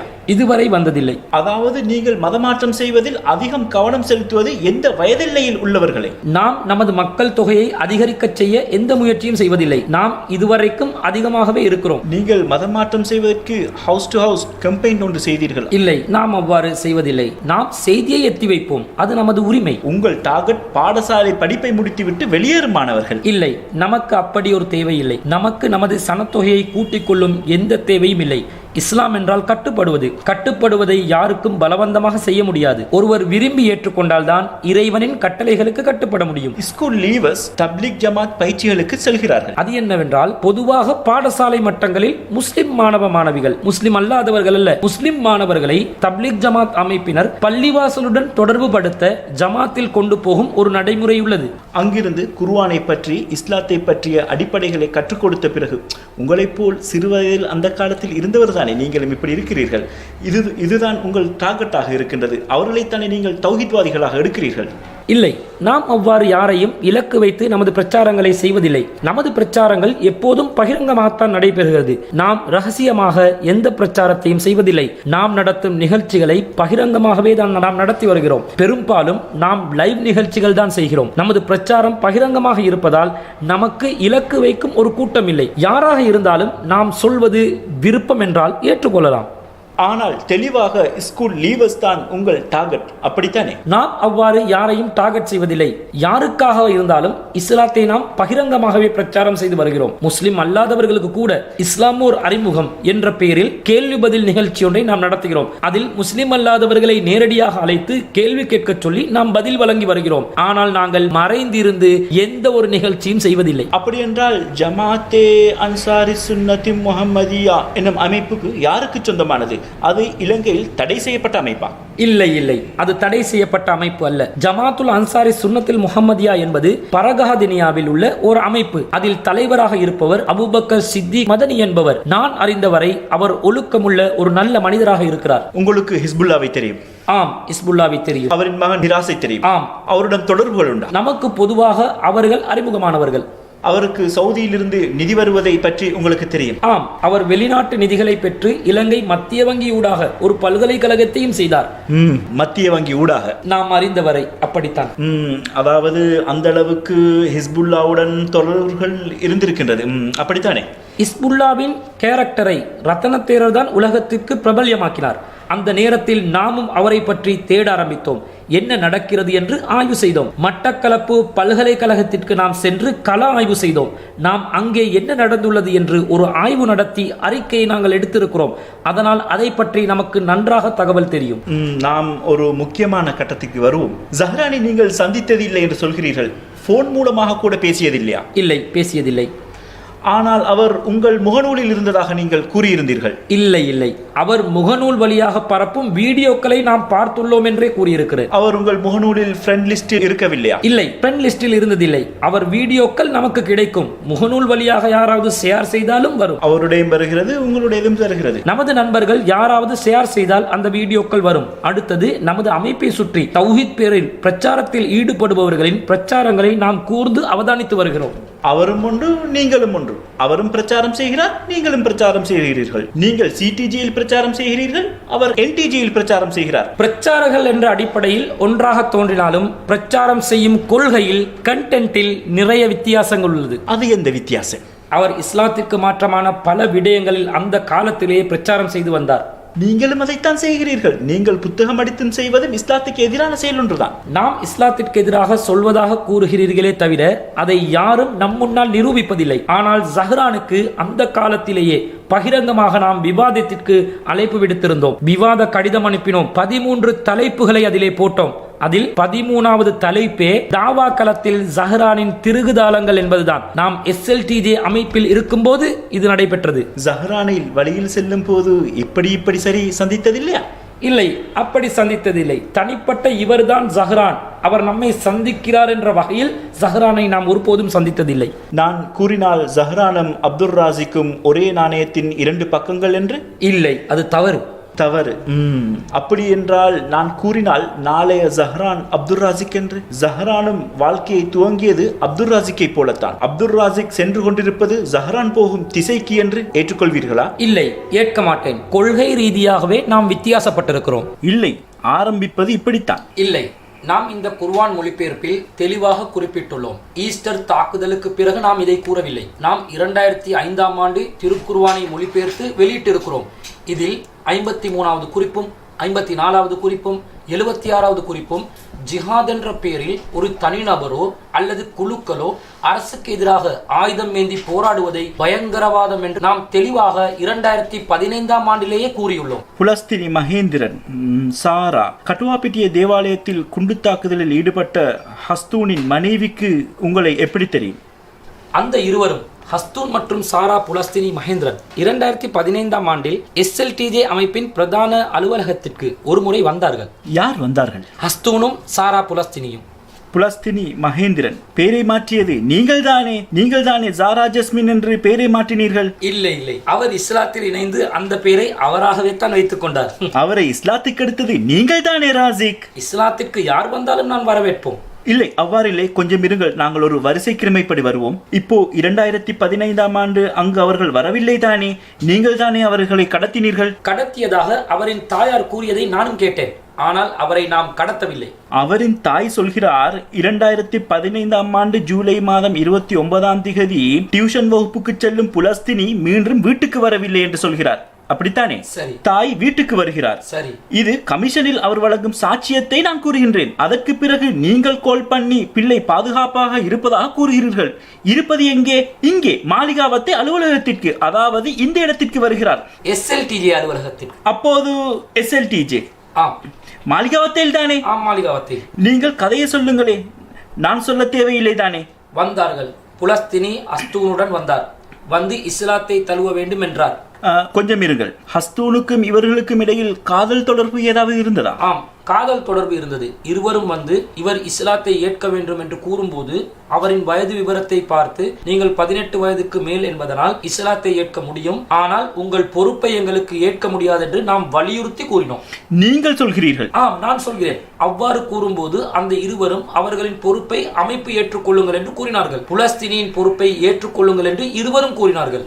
SLTJ அமைப்பிற்கா? ஆம், SLTJ அமைப்பிற்கு. இருவரும் திருமணம் செய்வதாக இருந்தால் இருவரின் பொறுப்பை ஏற்கலாம், ஆனால் தனியாக இந்த பெண்ணின் பொறுப்பை நமக்கு ஏற்க முடியாது என்று நான் கூறினேன். அப்படி என்றால் நாம் உங்களின் பெற்றோர்களுக்கு அறியப்படுத்த வேண்டும் என்று நான் புலஸ்தினியின் தாயின் சகோதரனுக்கு, மாமாவுக்கு புலஸ்தினியிடமிருந்து இலக்கத்தை பெற்றுக்கொண்டு போன் பண்ணி பேசினேன். ஆனால் இந்த புலஸ்தினி அல்லது இந்த சாரா ஜஸ்மினுக்கு வீட்டுக்கு போக நீங்கள் ஒரு சந்தர்ப்பத்தை கொடுத்தீர்கள் தானே? போலீசுக்கு சென்ற பிறகு கடத்தியதாகத்தானே சொல்கிறார்கள். கடத்தி இருந்தால் நான் போலீசுக்கு அழைத்து சென்றிருக்க மாட்டேன் அல்லவா? நான் போலீசுக்கு அழைத்து சென்றேனே. போலீசுக்கு அழைத்து செல்ல வேண்டும் தானே? மாளிகாவத்தை போலீசில் உங்களுக்கு எதிராக ஒரு புகார் அளித்திருந்தால் போலீஸ் அழைத்து செல்லத்தானே வேண்டும். ஏன் தாய் போலீசில் புகார் போட்டார் தானே? அது தவறான செய்தி, முற்றிலும் முழுவதும் தவறான பச்சை பொய் ஒன்றை அவரின் தாய் இட்டுக்கட்டி சொல்கிறார். புலஸ்தீனியை போலீசுக்கு அழைத்து சென்றது நான். நீங்கள் அழைத்து சென்றது அந்த புகாருக்கு தானே? அவர் அங்கே எந்த புகாரையும் போடவில்லை. உங்களுக்கு இப்போதும் மாளிகாவத்தை போலீசுக்கு சென்று பார்க்கலாம். நான் திகதியையும் குறிப்பிடுகிறேன். 2015ஆம் ஆண்டு 8ஆம் மாதம் 4ஆம் திகதி மாளிகாவத்தை போலீசில் புலஸ்தினி மகேந்திரனின் தாய் புகார் செய்தார்களா, அப்துல் ராசிக் அவரை போலீசுக்கு அழைத்து சென்றாரா என்பதை உங்களுக்கு இப்போதும் எனது வாக்குமூலத்தை எடுத்து பார்த்தால் நன்றாக புரியும். அப்துல் ராசிக் நான் நினைத்ததை விட பெரிய நபர். நீங்கள் உங்களுக்கு எதிராக போலீசில் ஒரு புகார் கூட செய்வதில்லை. அப்படி இல்லை, இதுதான் யதார்த்தம். யதார்த்தத்தை யாருக்கும் மறைக்க முடியாது. ராசிக், நான் வரும்போது கூட நினைக்கவில்லை நீங்கள் இந்த அளவுக்கு பெரிய ஒரு நபர் என்று. இந்த அளவுக்கு அரசாங்கத்தின் பாதுகாப்பு உங்களுக்கு இருப்பதாக நான் நினைக்கவே இல்லை. எனக்கு அரசு பாதுகாப்பு வழங்கும் அளவிற்கு ஏன் எனக்கு இந்த அளவில் ஒரு தகுதியை வழங்குகிறார்கள்? அப்படி ஒன்றும் இல்லை. நான் அங்கே வருகிறேன். இன்னும் கொஞ்சம் நேரம் இருக்கின்றது. இந்த பேச்சை நாம் தொடர்வோம். அதற்கு பிறகு சாரா ஜாஸ்மின் தனது தாயுடன் வீட்டுக்கு செல்வதற்கு அனுமதி கிடைக்கின்றது. அது 15 நாட்கள் தானே கொடுக்கப்படுகிறது. போலீசில் 5 நாட்கள் என்றுதான் கூறினார்கள். புலஸ்தீனின் தாய் தன்னுடன் 5 நாட்கள் வர வேண்டும் என்று போலீசில் கோரிக்கை வைத்தார். முடியாது என்று புலஸ்தீனி மறுத்துக் கொண்டே இருந்தார். போலீசில் சிறிய குற்றங்களுக்கான பிரிவின் பொறுப்பாதிகாரியாக இருந்தவரின் உத்தரவின்படி அவர் 5 நாட்கள் மாத்திரம் தாயுடன் செல்ல வேண்டும் என்றும் அவர் தாயுடன் இருக்க விரும்பாத பட்சத்தில் பட்சத்தில் மீண்டும் இங்கே கொண்டு வர வேண்டும் என்றும், அப்படி இல்லை என்றால் நீங்களே வீட்டில் வைத்துக் கொள்ளுங்கள் என்று கூறும்போது எனது வாக்குமூலத்தில் நான் என்ன குறிப்பிட்டேன் என்றால், அவர் தாயுடன் இருப்பதுதான் பாதுகாப்பு, எனவே தாயுடனேயே இருக்க சொல்லுங்கள். இஸ்லாத்தில் இருப்பது என்பது வேறு, நம்முடன் இருப்பது என்பது வேறு, இரண்டு விடயங்கள் என்று நான் தெளிவாக வாக்குமூலத்தில் கொடுத்துள்ளேன். ஆனால் அதற்கு பிறகு நீங்கள் கோல் பண்ணி மிரட்டினீர்கள் தானே? எங்கே அழைத்துச் சென்றீர்கள்? இன்னும் கொண்டு வரவில்லை என்று கேட்டீர்கள் தானே? இல்லை, அது முற்றிலும் ஒரு பொய். அவரது மாமாவுக்கோ அல்லது தாய்க்கோ மிரட்டிய ஒரு கால் ரெக்கார்டு இருந்தால் காட்டச் சொல்லுங்கள். 2015 செப்டம்பர் மாதம் 24 சாரா ஜஸ்மினை தாயுடன் மருந்தெடுக்க ஹாஸ்பிட்டலுக்கு சென்ற நேரத்தில் சரியாக இந்தியாவில் ஒரு தமிழ் ஹிந்தி சினிமாவை போன்று அவரை எப்படி நீங்கள் கடத்தினீர்கள்? தாயுடன் வந்த பிள்ளையை எப்படி நீங்கள் கடத்தினீர்கள்? இது ஒரு கைக்குழந்தை இல்லைதானே? எப்படி ஹாஸ்பிட்டலில் இருந்து கடத்தி சென்றீர்கள்? புலஸ்தினி ஹஸ்தூனுடன் மீண்டும் வந்தார். 2 பேரும் தான் வருகிறார்கள் நமது தலைமை அலுவலகத்திற்கு. அதாவது கடத்தியது ஹஸ்தூன், அங்கிருந்து அழைத்து வந்தவர் ஹஸ்தூன். அது காதல் மயக்கம். அழைத்து வந்தது SLTJ அமைப்பிற்கு. அவர்கள் அழைத்து வந்தது அவர்கள் சம்பந்தப்பட்ட விடயம். SLTJ அமைப்பிற்கு வந்து திருமணம் முடித்து தாருங்கள் என்று நமக்கு கோரிக்கை விடுத்தனர். என்னிடம் அந்த கடிதங்கள் உள்ளன, காட்டவா? நீங்கள் திருமணம் முடித்து கொடுத்தீர்களா? திருமணம் முடித்து தாருங்கள் என்று கோரிக்கை வைத்ததும் நான் மீண்டும் அவரின் தாயாருக்கு கோல் பண்ணி பேசுகிறேன். மீண்டும் உங்கள் பொறுப்பிலிருந்து இவர்கள் மீண்டும் வந்திருக்கிறார்கள், திருமணத்திற்கு கோரிக்கை வைக்கிறார்கள், என்ன செய்வது? அவர் வேண்டாம் என்றே கூறினார். இந்த இருவரும் தாய் வேண்டாம் என்கிறார்கள் என்ற செய்தியை கூறியவுடன் நாம் எங்கு சென்றாவது திருமணம் முடித்துக் கொள்வோம், அதனால் இஸ்லாத்திற்கு வந்த இடத்திலேயே திருமணத்தை செய்து தாருங்கள் என்று சொன்னவுடன் நாம் அதற்கு உதவினோம். எனக்கு இதை நிரூபிக்க ஆதாரம் இல்லை. நான் தரட்டுமா? இல்லை, உங்கள் ஆதாரத்தை ஏற்றுக்கொண்டால் நீங்கள் சொல்வதை ஏற்க வேண்டி வருமே. நான் அதை சொல்லவில்லை. இவை ஆதாரங்கள். எனக்கு கிடைத்த தகவல்களின்படி சாரா ஜஸ்மின் வருகிறார், நீங்கள் மதம் மாற்ற கொண்டு வருகிறீர்கள். பின்னர் யார் இந்த பெண்ணை திருமணம் செய்ய தயாராக இருக்கிறார் என்று கேட்கிறீர்கள். நான் திருமணம் முடிக்க விருப்பம் என்று ஹஸ்தூன் கையை உயர்த்துகிறார். யார் இந்த கதையை ஜோடிக்கிறார்கள்? நீங்கள் யாரை நினைக்கிறீர்கள்? யாராவது ஒருவர் கற்பனையாக இதை ஜோடித்துக் கொண்டிருக்கிறார். இல்லை, யார் என்று நீங்கள் நினைக்கிறீர்கள்? யாராவது ஒருவர். இதை பற்றி நாம் அறிய மாட்டோம். எனக்கும் ஒருவர் இதை கூறினார் தானே, அந்த நபர் யாராக இருக்க முடியும்? அது யார் என்று எனக்கு கெஸ் பண்ண முடியாது. ஆனால் எந்த நேரமும் இதை தான் செய்கிறார்கள். நமக்கு ஆதாரபூர்வமாக நிரூபிக்கும் ஆதாரம் இருந்தும் அவற்றை பார்க்காமல் அலட்சியம் செய்து யாராவது ஒருவன் கதையை கேட்டு அதை நம்புகிறார்கள். இது ஒரு கேலி கூத்து இல்லவே ராஜிக், இது ஒரு பாரதூரமான விடயம். உங்களுக்கு மாளிகாவத்தை போலீசிலும் சப்போர்ட் உள்ளதே. இல்லை, போலீஸ் ஏன் எனக்கு அவ்வாறு சப்போர்ட் வழங்க வேண்டும்? அதைத்தான் நானும் கேட்கிறேன். ஏன் ஒருவரை கடத்தி பலவந்தமாக திருமணம் செய்து வைக்கும் பொழுது போலீஸ் சும்மா இருக்கின்றது என்று? பலவந்தமாக திருமணம் நடத்தி வைக்கப்பட்டிருந்தால் போலீஸ் கண்டிப்பாக சட்ட நடவடிக்கை எடுத்திருப்பார்கள். எனக்கு வழக்கு பதிவு செய்தது மாளிகாவத்த போலீஸில் தானே. எனக்கு போலீஸ் செல்வாக்கு இருந்திருந்தால் ஆர்ப்பாட்ட உரையொன்றில் ஞானசார தேரருக்கு பேசியதற்கு ஏன் எனக்கு மாளிகாவத்தை போலீஸ் கைது நடவடிக்கை மேற்கொண்டது? அதற்கு நான் பிறகு வருகிறேன், நேரமும் செல்கிறது. ஹஸ்தூனை எத்தனை காலம் அறிந்திருந்தீர்கள்? ஹஸ்தூனை சாராவுடன் வரும்போதுதான் எங்களுக்கு தெரியும். அதற்கு முன் தெரியாதா? அதற்கு முன் தெரியாது. அதாவது எந்த நபராக இருந்தாலும் இந்த இடத்திற்கு வந்து ராஜிக் சார் நான் இஸ்லாத்துக்கு வர வேண்டும் என்றால் இஸ்லாத்துக்கு வரலாமா? ஆம், தாராளமாக வரலாம். நீங்கள் அவர் எங்கே ஏது என்று ஒன்றும் தேட மாட்டீர்களா? நாம் சட்ட ரீதியாக கடிதங்களை பெற்றுக்கொண்டு அவர்களின் பிறப்பு சான்றிதழ், தேசிய அடையாள அட்டை, அவர்களின் பெற்றோர்களுக்கும் நாம் தகவல்களை அறிவித்து விடுவோம். ஹஸ்தூன் ஜஹரானை எப்படி அறிந்து கொண்டார்? எந்த காலகட்டத்தில்? அவர் வகுப்பறை நண்பர்கள், அப்படித்தான் அவர்கள் கூறினார்கள். நான் கேட்பது 2015 சாராவை அழைத்துக் கொண்டு ஹஸ்தூன் வரும்போது ஜஹரான் ஹஸ்தூனின் கிளாஸ்மேட் என்று உங்களுக்கு தெரியாதா? நான் சஹரானுடைய கிளாஸ்மேட் என்று சொல்லவில்லை, சாராவுடைய கிளாஸ்மேட் என்று தான் சொல்கிறேன். நான் சொல்வது சாராவை பற்றி. நான் இப்போது கேட்டது ஜஹரானை பற்றி. ஹஸ்தூன் சஹரானை 2016 ஆண்டுக்கு பிறகுதான் அவர்கள் அறிந்து கொண்டதாக சாராவின் தாயார் ஜனாதிபதி கமிஷனில் வழங்கிய சாட்சியத்தின் போது நாம் அறிந்து கொண்டோம். திருமணத்திற்கு பிறகு ஹஸ்தூனுடன் ஏதாவது தொடர்பு இருந்ததா? திருமணத்திற்கு பிறகு கொஞ்சம் காலம் மல்வான என்ற பகுதியில் அவர்கள் 1.5 மாதங்கள் போல குடியிருந்தார்கள். அதன் பிறகு மருதமுனைக்கு சென்றார்கள். மருதமுனை சென்ற பிறகு தம்பதியர் இருவர் மத்தியிலே பிரச்சனைகள் ஏற்பட்டு சாராவின் தாயார் அவரது சகோதரியை அல்லது யாராவது ஒரு உறவினர் ஒருவரை அனுப்பி சாராவை மருதமுனையிலிருந்து கடத்தி சென்றிருக்கிறார்கள். சாரா இறுதியாக வாழ்ந்த சாய்ந்தமருது குண்டு தாக்குதல் நடத்தப்படும் போதும் அவர் இருந்தது சஹ்ரானின் மனைவியுடன் தானே? ஆம், அவ்வாறுதான் அந்த செய்தி வந்தது. உங்களுக்கு அது தெரியும் தானே? சஹ்ரானின் மனைவியின் ஒரு வாக்கு மூலம் பத்திரிகை ஒன்றில் அந்த நேரத்தில் வந்தது. அதிலிருந்து நான் அதை அறிந்து கொண்டேன். சாரா இப்போது இறந்து விட்டாரா? சாரா மரணித்து விட்டதாக தான் செய்திகள் கூறப்பட்டது. ஆனால் சாராவின் தாயார் சொல்கிறார் அந்த இடத்தில் சாராவின் எந்த ஒரு நகையும் இருக்கவில்லை என்று சாய்ந்தமருது குண்டு தாக்குதலின் போது. அந்த செய்தி அதற்கு பிறகுதான் நமக்கு தெரிய வந்தது. அரசு ஒரு செய்தியை சொன்ன பிறகுதான் அதை நாமும் ஏற்றுக்கொண்டு அறிவிக்கலாம். இப்போது சாரா வெளிநாட்டில் இருப்பதாக ஒரு செய்தி செல்லப்படுகிறது. முஜிபுர் ரஹ்மான் கூறுகிறார் சாரா இருப்பது இந்தியாவில், அவரை கொண்டு வந்தால் எல்லாவற்றையும் தெரிந்து கொள்ளலாம் என்று கூறுகிறார். ஆம், அப்படித்தான் ஒரு செய்தி வருகிறது. தற்போது சாராவின் மாமனாரும் கைது செய்யப்பட்டுள்ளார். தாயாரும் அந்த கஸ்டடி இருப்பதாகத்தான் தகவல் கிடைக்கிறது. இவர்கள் செய்திகளை மறைத்துள்ளார்கள் என்று தெளிவாக தெரிகிறது. இந்தியாவில் அவர் இருப்பதாக இருந்தால் கட்டாயமாக சாராவை அழைத்து வர வேண்டும். எல்லா பிரச்சனைகளுக்கும் இது தீர்வாக அமைந்துவிடும். உங்களுக்கு தெரியுமா சாரா இருப்பது இந்தியாவில் தான் என்று? வெளிநாட்டு உளவுத்துறை அமைப்புடன் தற்போது வெளிநாட்டில் இருப்பதாக கொழும்பு குற்றப்பிரிவு ஒரு தகவல் வெளியிட்டிருந்தார்கள். தற்போது இந்தியாவில் தான் என்று பத்திரிகைகளும் கூறுகிறது. உண்மையில் சாரா யார்? சாரா என்பது ஒரு மாணவியாக இருந்தவர். இல்லை, உண்மையில் அவர் யார் ராசிக்? அவர் ரோ அமைப்பின் பிரதிநிதியா இல்லையா என்பது சந்தேகத்துக்குரியது. நான் அங்குதான் வரப்போனேன். அப்படித்தான் இப்போது ஒரு கதை செல்கிறது. அவர் திருமணம் செய்யும் வரும்போது உங்களுக்கு அது தெரியாதா? திருமணம் முடிக்கும் சந்தர்ப்பத்தில் நாம் அதை அறிந்து வைத்திருக்கவில்லை. காஷ்மீரில் குண்டுவெடிப்பதை பற்றி செய்தி தெரியாத ரோ அமைப்பு இலங்கை அமைப்பின் குண்டு தாக்குதலை பற்றி தகவல் பதிந்திருந்தது. ரோ அமைப்பின் ரிப்போர்ட்டை நீங்கள் பார்த்தீர்களா? ஆம், ஏப்ரல் 8ஆம் தேதி வெளியிட்டிருந்தார்கள். அது கையில் இருக்கிறதா? இல்லை, கையில் இல்லை. அந்த ரோவின் அறிக்கையில் இருங்கள், நான் சரியாக சொல்கிறேன், சரியாக ஊர் பெயருடன் தாக்குதலை பற்றி அறிந்து கொண்டு இங்கே உள்ளது பெயர்கள்: சஹ்ரான் ஹசீம், ஜல் அல் குவிதால், ரில்வான், சஜித் மௌலவி, ஷஹீம், மில்ஹான் அண்ட் அதர்ஸ். தாக்கு முறை பற்றியும் suicide attack, weapon attack, knife attack, rock attack. இந்தியாவிற்கு காஷ்மீரில் தாக்குதலை பற்றி அறிந்து கொள்ள முடியாது. தனது வீட்டில் அடித்துக் கொள்வதை பற்றி அவர்களுக்கு தெரியாது. ஆனால் அயல் நாட்டில் தாக்கும் தேவாலயங்களை பற்றி அவர்களுக்கு தெரிந்திருக்கின்றது. இது எப்படி நடந்திருக்கலாம்? எனக்கு அதை பற்றி ஒரு சந்தேகம் உள்ளது. சாரா புலஸ்தினி மகேந்திரன் நமது தலைமை அலுவலகத்திற்கு வந்திருந்த நேரத்தில் நாம் அவர்களின் குடும்பத்தாரை வரவழைத்திருந்தோம். புத்தளத்திலிருந்து ஒரு மனித உரிமை செயற்பாட்டாளர் பெண் ஒருவர் அங்கே வந்திருந்தார். அவரது பெயர் எனக்கு நினைவில் இல்லை.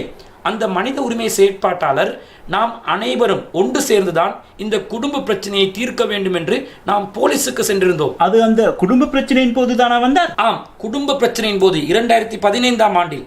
மனித உரிமை செயற்பாட்டாளர்கள் என்றாலே பொதுவாக அது கண்டிப்பாக வெளிநாட்டு அமைப்புகளுடைய பிரதிநிதிகளாக இருப்பதற்கு அதிகமான வாய்ப்பு உள்ளது. அந்த பெண்ணை பற்றியும் விசாரணை நடத்துமாறு நான் உளவுத்துறைக்கும் பாதுகாப்புத்துறைக்கும் தகவல் வழங்கியிருக்கிறேன். எந்த பெண்? அவர் புத்தளத்தில் இருந்து வந்திருந்தார். அவர் முஸ்லிம் பெண்ணா? இந்து பெண், சாரா புலஸ்தினியின் ஒரு உறவினர். அவருடைய கண்டெக்ட் உங்களிடம் இருக்கிறதா? இல்லை, அவருடைய தொடர்பு இலக்கங்கள் என்னிடம் இல்லை. அந்த நேரத்தில் வந்தார்கள். அத்துடன் அவரது கதை முடிந்துவிட்டது. அவரது பேர் தெரியுமா? அவருடைய பேரும் ஞாபகத்தில் இல்லை. சாரா புலஸ்தினி 2015 டிசம்பர் 31. இல்லை இல்லை இல்லை. அவரை கண்டால் உங்களுக்கு அடையாளம் காட்ட முடியுமா? ஆம், கண்டிப்பாக அடையாளம் காட்டலாம். அவர் இருப்பது புத்தளத்திலா? ஆம், புத்தளத்தில் என்றுதான் கூறி வந்தார்கள். புத்தளத்தில் இருந்த மனித உரிமை செயற்பாட்டாளர் என்றுதான் வந்தார்கள். அந்த பெண் ரோ அமைப்புடன் தொடர்பில் இருக்கிறாரா இல்லையா என்பதை இவர்கள் தேடி பார்க்கலாம். அதை நாம் அறிவித்திருக்கிறோம். இப்போ இனி சாரா ரோ, ராசிக் எங்கே?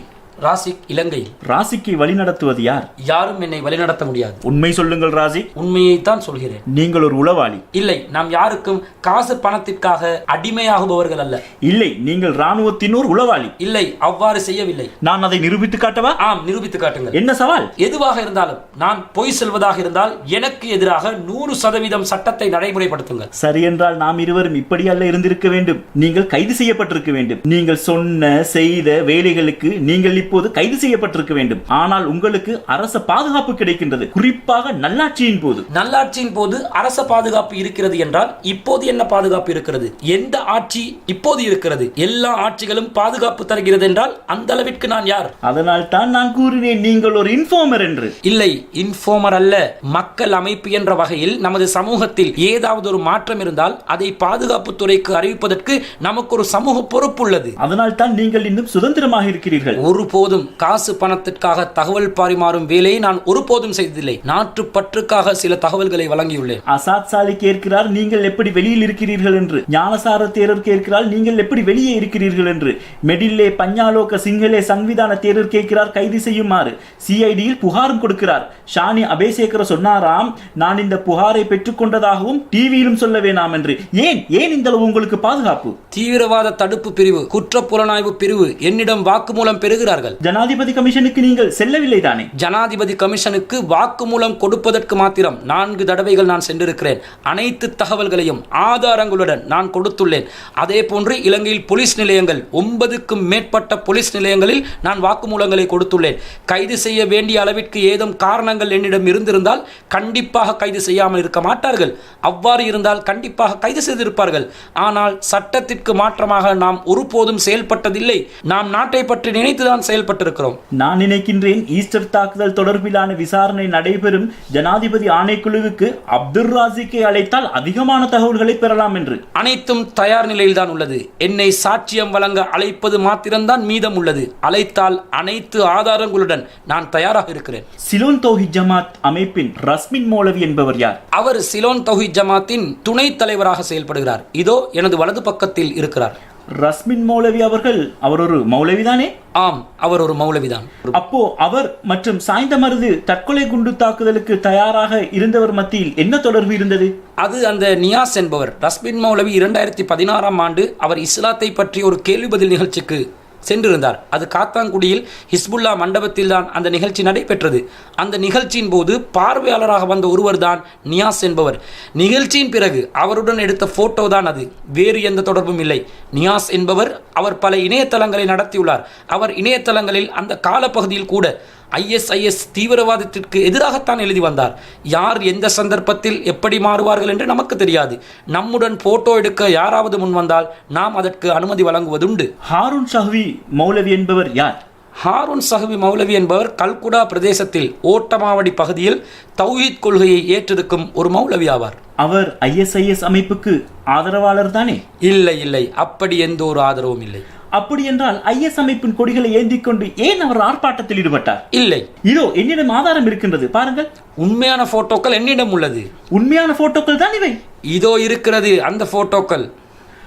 அதே போட்டோ தான் இதுவும். இல்லை, இது ISIS கொடி அல்ல, இவை கருப்பு கொடிகள். இது பாலஸ்தீனத்திற்கு ஆதரவாக. அவர் இலங்கை சுதந்திர கட்சியின் அமைப்பாளரா? ஆம், அமைப்பாளர். இது இஸ்ரேலுக்கு எதிராக, பாலஸ்தீனத்திற்கு ஆதரவாக காசாவில் நடந்த யுத்தத்திற்கு எதிராக ஏற்பாடு செய்யப்பட்ட ஆர்ப்பாட்டத்தில் எடுக்கப்பட்ட போட்டோக்கள். இதோ பாருங்கள். காசா யுத்தம் வழியும் யுத்த பூமி.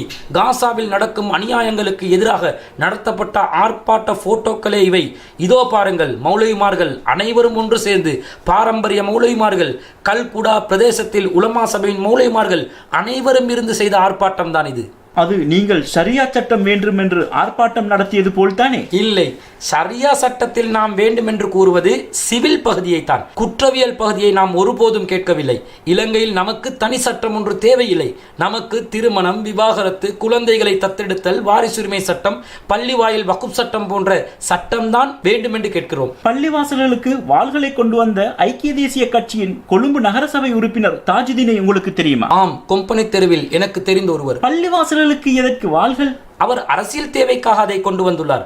அவர் ஒரு நகரசபை உறுப்பினராக அதை செய்துள்ளார். பள்ளிவாசல்களுக்கு வாள்களை கொண்டு வருவதற்கு காசு கொடுத்தது யார் என்று உங்களுக்கு தெரியுமா? அதை பற்றி தகவல்கள் எனக்கு தெரியாது. ஆனால் வாள்களை கொண்டு வந்து ரவுடி வேலைகளை பார்ப்பதை நாம் ஒருபோதும் ஆதரிக்க மாட்டோம். மாவனல்லையில் புத்தர் சிலை தாக்கியவர் இப்ராஹிம் மௌலவியின் மகன்தான் அதற்கு காசு கொடுத்தார் என்று உங்களுக்கு தெரியும் தானே? அவரை தனிப்பட்ட முறையில் தெரியாது. அவரின் மகன் என்று உங்களுக்கு தெரியும் தானே? அவரின் மகன் என்றும் தெரியாது. காசு கொடுத்தது அந்த நபர் காசு கொடுத்தாரா இல்லையா என்பதை நாம் அறிய மாட்டோம். ஆனால் வாள்களை கொண்டு வந்ததை நாம் அந்த நாட்களிலேயே கண்டித்து பேசியுள்ளோம். ஓரிரை கொள்கையுடையவர்கள் என்ற வகையில் அல்லது ஒரு கடவுளை மாத்திரம் வணங்குபவர்கள் என்ற வகையில் அல்லாஹ்வை வழிபடாத அனைவரையும் முஸ்லிம் அல்லாத கிறிஸ்தவர்களை வெட்டி கொலை செய்ய வேண்டும் என்று எந்த காலத்தில் தீர்மானித்தீர்கள்? யாரும் அப்படி சொல்லவில்லை. குர்ஆன் அதற்கு மாற்றமாகத்தான் சொல்கிறது. நபிகள் நாயகத்தின் பணியாளராக வேலை செய்தவர் ஒரு யூதர். முஸ்லிம் அல்லாதவர்களை கொலை செய்ய வேண்டும் என்றால் நபிகள் நாயகம் அவர்கள் ஒரு யூதரை பணியாளராக வைத்திருக்க மாட்டார்கள். அதே போன்று நபிகள் நாயகம் யூத பெண் ஒருவரின் விருந்துக்கு சென்றிருக்கிறார்கள். முஸ்லிம் அல்லாதவர்களுடன் நெருக்கமாக பழகுவதற்கு மார்க்கத்தில் தடை இருந்திருந்தால் நபிகள் நாயகம் அவ்வாறு செய்திருக்க மாட்டார்கள். நபிகள் நாயகம் தான் மரணிக்கும் போது கூட ஒரு யூதரிடம் தனது கவச ஆடையை அடைமானமாக வைத்த நிலையில் தான் மரணித்திருக்கிறார்கள். நபிகள் நாயகத்தை சுற்றி சிறுபான்மை மக்களாக யூதர்களும் கிறிஸ்தவர்களும் வாழ்ந்திருக்கிறார்கள். மாவனல்லையில் புத்தர் சிலைகள் உடைக்கப்படும் போது, வனாத்தவில்லுவில் ஆயுதங்கள் கண்டுபிடிக்கப்படும் போது, வவுனத்தீவில் 2 போலீஸ் அதிகாரிகளின் கழுத்துக்களை வெட்டும் போது இவை ஜஹ்ரானின் செயல்கள் என்று நீங்கள் விளங்கியிருக்கவில்லையா? நாம் அதை தெரிந்திருக்கவில்லை. சஹ்ரான் 2016ஆம் ஆண்டு பிற்பகுதிகளில் ஜிஹாதை பற்றி பேசும்போது அதை பிரச்சாரம் செய்கிறார் என்பதை நாம் அறிந்து கொண்ட போதே தீவிரவாத தடுப்பு பிரிவுக்கு புகைப்படம் ஆதாரங்களுடன் அவற்றை நாம் அனுப்பி வைத்திருக்கிறோம். அதாவது நீங்கள் ஒரு இன்ஃபார்மர் தான்? இல்லை, நாட்டை பற்றி நினைக்க வேண்டும். ஒன்று, தெரிந்த செய்திகளை அறிவிக்காவிட்டாலும் நாம் குற்றவாளிகள், அறிவித்தால் இன்ஃபார்மர்ஸ் எனும் பட்டம். இப்போ ஜஹ்ரானின் இடத்தில் இருப்பவர் யார்? நௌஃபர் முகமது மௌலவி என்பவர் யார்? நௌஃபர் முகமது என்பவர் இப்போது கைது செய்யப்பட்ட நிலையில் தான் உள்ளார். அவர்தான் தாருல் அதர் எனும். நான் இறுதியாக கேட்கின்றேன், SLTJ உண்மையான தலைவர் ஜஹ்ரானா அல்லது உண்மையான தலைவர் வெளியில் இருக்கிறாரா? ஒருபோதும் SLTJக்கும் CTJக்கும் சஹ்ரான் தொடர்பு படுத்தப்படவே இல்லை. சஹ்ரான் கொள்கை ரீதியாகவே நம்முடன் பல முரண்பாடுகளில் இருந்த ஒருவர். நான் கேட்கின்றேன், இன்னும் இலகுவாக்கியே கேட்கின்றேன், இந்த குண்டு தாக்குதல் வைத்த குழுவின் தலைவன் ஜஹ்ரானா, உண்மையான தலைவன் கைது செய்யப்படாமல் வெளியிருக்கின்றானா அல்லது வெளிநாட்டில் உள்ளானா? அதுதான் இப்போது விசாரணை செய்யப்பட்டு கொண்டிருக்கிறது. விசாரணை நடப்பது உண்மை ராசிக். நான் கேட்பது உங்களிடம். பிரபாகரன் செத்தது நந்திக்கடலில் கலப்பில்தானே? அவர் முதலில் சாகவில்லையே. அதனால் தான் தலைவன் ஆரம்பத்திலேயே தலையை வைப்பான் என்று நினைக்க முடியாதுதானே? அதுவும் ஒரு குழப்பம்தான் அனைவருக்கும். ஜஹ்ரான் தலைவன் என்றால் ஆரம்பத்திலே அவன் தற்கொலை தாக்குதல் நடத்தி மரணித்து விடுவார் என்பது ஏற்க முடியாதுதான். அது எந்த ஒரு தீவிரவாத குழுவும் செய்யாத ஒரு வேலைதான். அவர் யாருடைய வழிநடத்தில் இருந்தார்? அதை பற்றி நமக்கு எந்த ஒன்றும் தெரியும். இல்லை, உங்களுக்கு தெரியும்? இல்லை, தெரியாது. நமக்கு தெரியும் என்றால் நாம் அறிவிக்காமல் இருக்க மாட்டோம். அதாவது நீங்கள் ஒரு இன்ஃபார்மர் தானே, உங்களுக்கு அது தெரிந்திருக்க வேண்டுமே. அரசாங்கத்திற்கு ஒத்துழைப்பு வழங்குவது ஒவ்வொரு சிவில் குடிமகனின் கடமை. அதை விட ஒரு இன்ஃபார்மரின் கடமை அது, அப்படித்தானே? இன்ஃபார்மர் என்பது காசு பணத்திற்காக தகவல் வழங்கும் ஒருவர். நாம் காசு பணத்திற்காக தகவல் வழங்கவில்லை, நாட்டு பற்றுக்காகவே தகவல் கொடுத்திருக்கிறோம். காசு பணம் கொடுத்தது என்றால் வங்கி கணக்கு மூலம் டிரான்ஸ்ஃபர் செய்வார்களா? வேறு விதத்தில் உளவுத்துறைக்கு நிரூபிக்க சொல்லுங்கள். பகிரங்கமாக முடியாதென்றால் ஊடகங்களை அழைத்துக் கொள்ளுங்கள். ஒரு அறைக்குள் அதற்கான கலந்துரையாடலை நாங்கள் செய்வோம். அப்போது வேறு விதத்தில் நாம் காசு எடுத்திருக்கிறோமா என்பதை நிரூபித்து காட்ட சொல்லுங்கள். இந்த அனைவரும் கூறுகிறார்கள் இந்த ஈஸ்டர் தாக்குதலில் ஒரு மறைமுகமான ஒரு சக்தி இருந்துள்ளதாக, அதாவது மூன்றாவது ஒரு நபர். நீங்கள் நினைக்கும் அந்த மூன்றாவது ஒரு நபர் யாராக இருக்கலாம்? நான் அறிந்த வரையில் அவ்வாறான ஒரு மூன்றாவது சாரார் யாரும் இருக்கவில்லை. அப்படி என்றால் யார்? இது சஹ்ரான் கொள்கை ரீதியாக உருவாக்கி கொண்ட ஒரு விடயம்.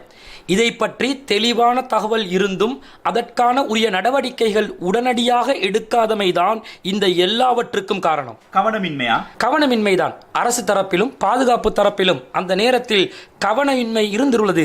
இதைவிட கவனமாக அவர்கள் இருந்திருக்க வேண்டும். அப்படி என்றால் பூஜித ஜெயசுந்தர சொல்கின்றார், தாஜ் ஹோட்டலில் குண்டு வைக்க வந்தவர் தாஜில் குண்டு வைக்க முடியாமல் ட்ராபிக்கல் இன் ஹோட்டலுக்கு சென்று தெஹிவலையில் குண்டை வைத்து என்றால் வெடிக்க வைத்து அல்ல, வைத்து ஒரு உளவுத்துறை அதிகாரி ஒருவரை சந்தித்ததாக அவரிடம் தகவல் கூறியிருப்பதாக கூறுகின்றார். அப்படி என்றால் இவர்களுடன் சம்பந்தமா?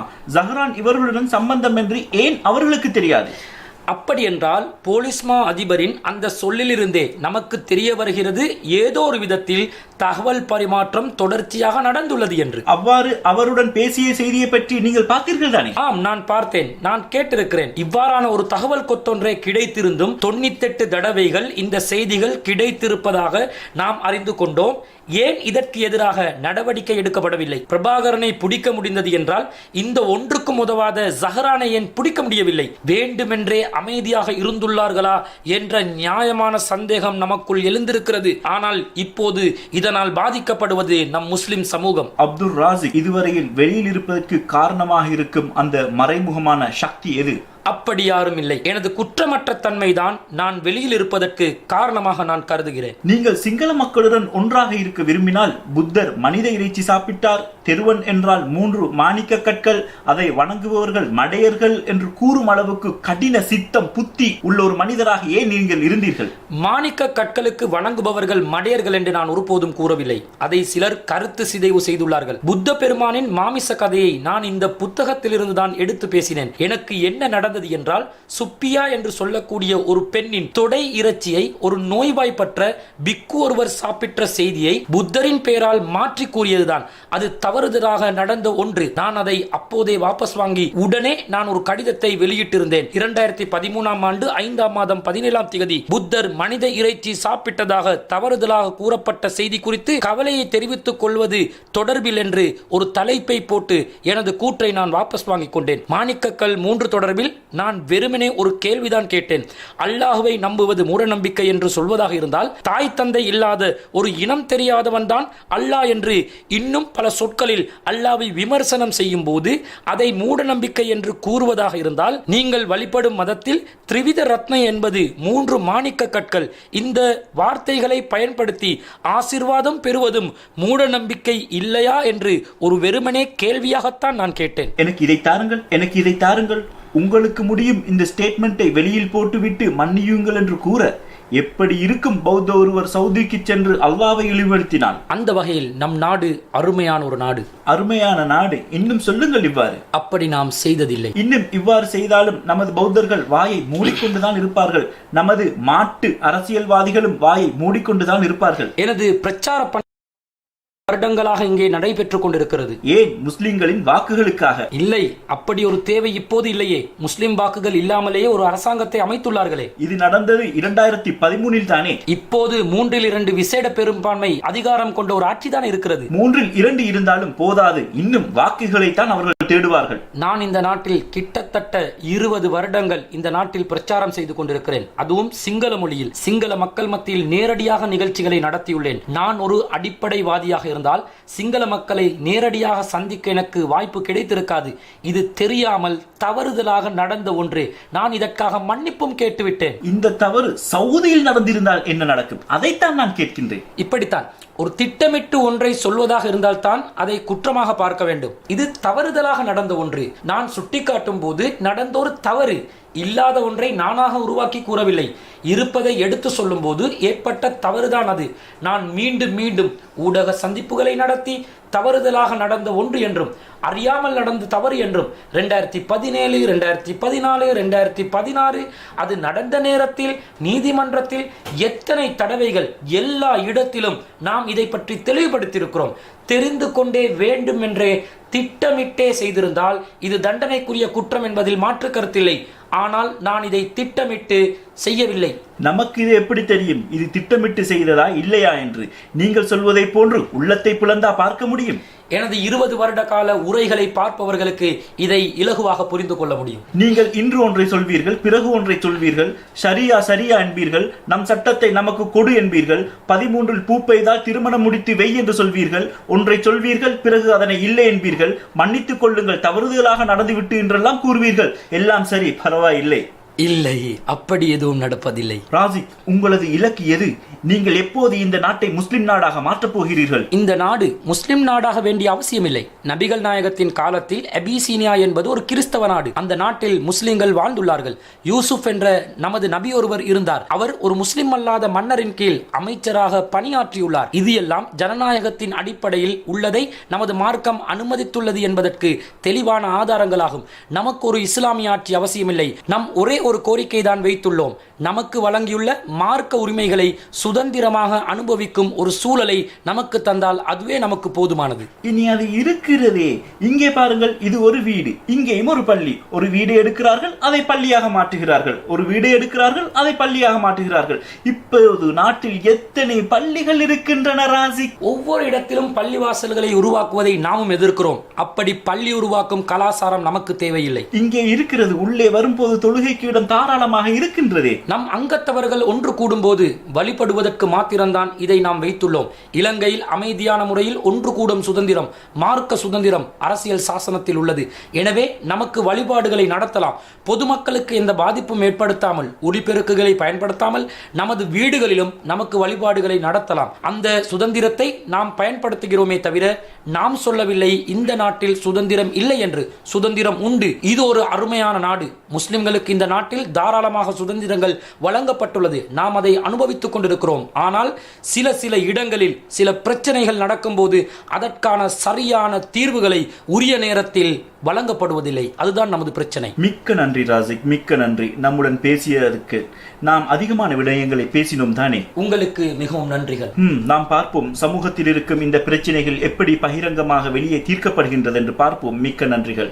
மிகவும் நன்றிகள். இந்த நாட்டில் எதிர்காலத்தில் எதிர்கால சந்ததிகளுக்காக, இந்த நாட்டின் இறையாண்மைக்கு, சுதந்திரத்திற்கு, இந்த நாட்டுக்கு எந்த பாதிப்பும் சிடிஜே அமைப்பாலும் அப்துல் ராசிக்காலும் எந்த சந்தர்ப்பத்திலும் நடைபெறாது. அதற்கான முழு பொறுப்பையும் நான் ஏற்றுக்கொள்கிறேன் என்பதை இறுதியாக நான் கூற விரும்புகிறேன். பார்ப்போம் அப்துல் ராசிக் இன்று முதல் எத்தனை நாட்களுக்கு இந்த வார்த்தையை பாதுகாக்கிறார் என்று. இன்ஷா அல்லாஹ். சிலோன் தௌஹீத் ஜமாத் அமைப்பின் பொதுச் செயலாளர் அப்துல் ராசிக் அவர்களுக்கு நன்றி. மிகவும் நன்றிகள்.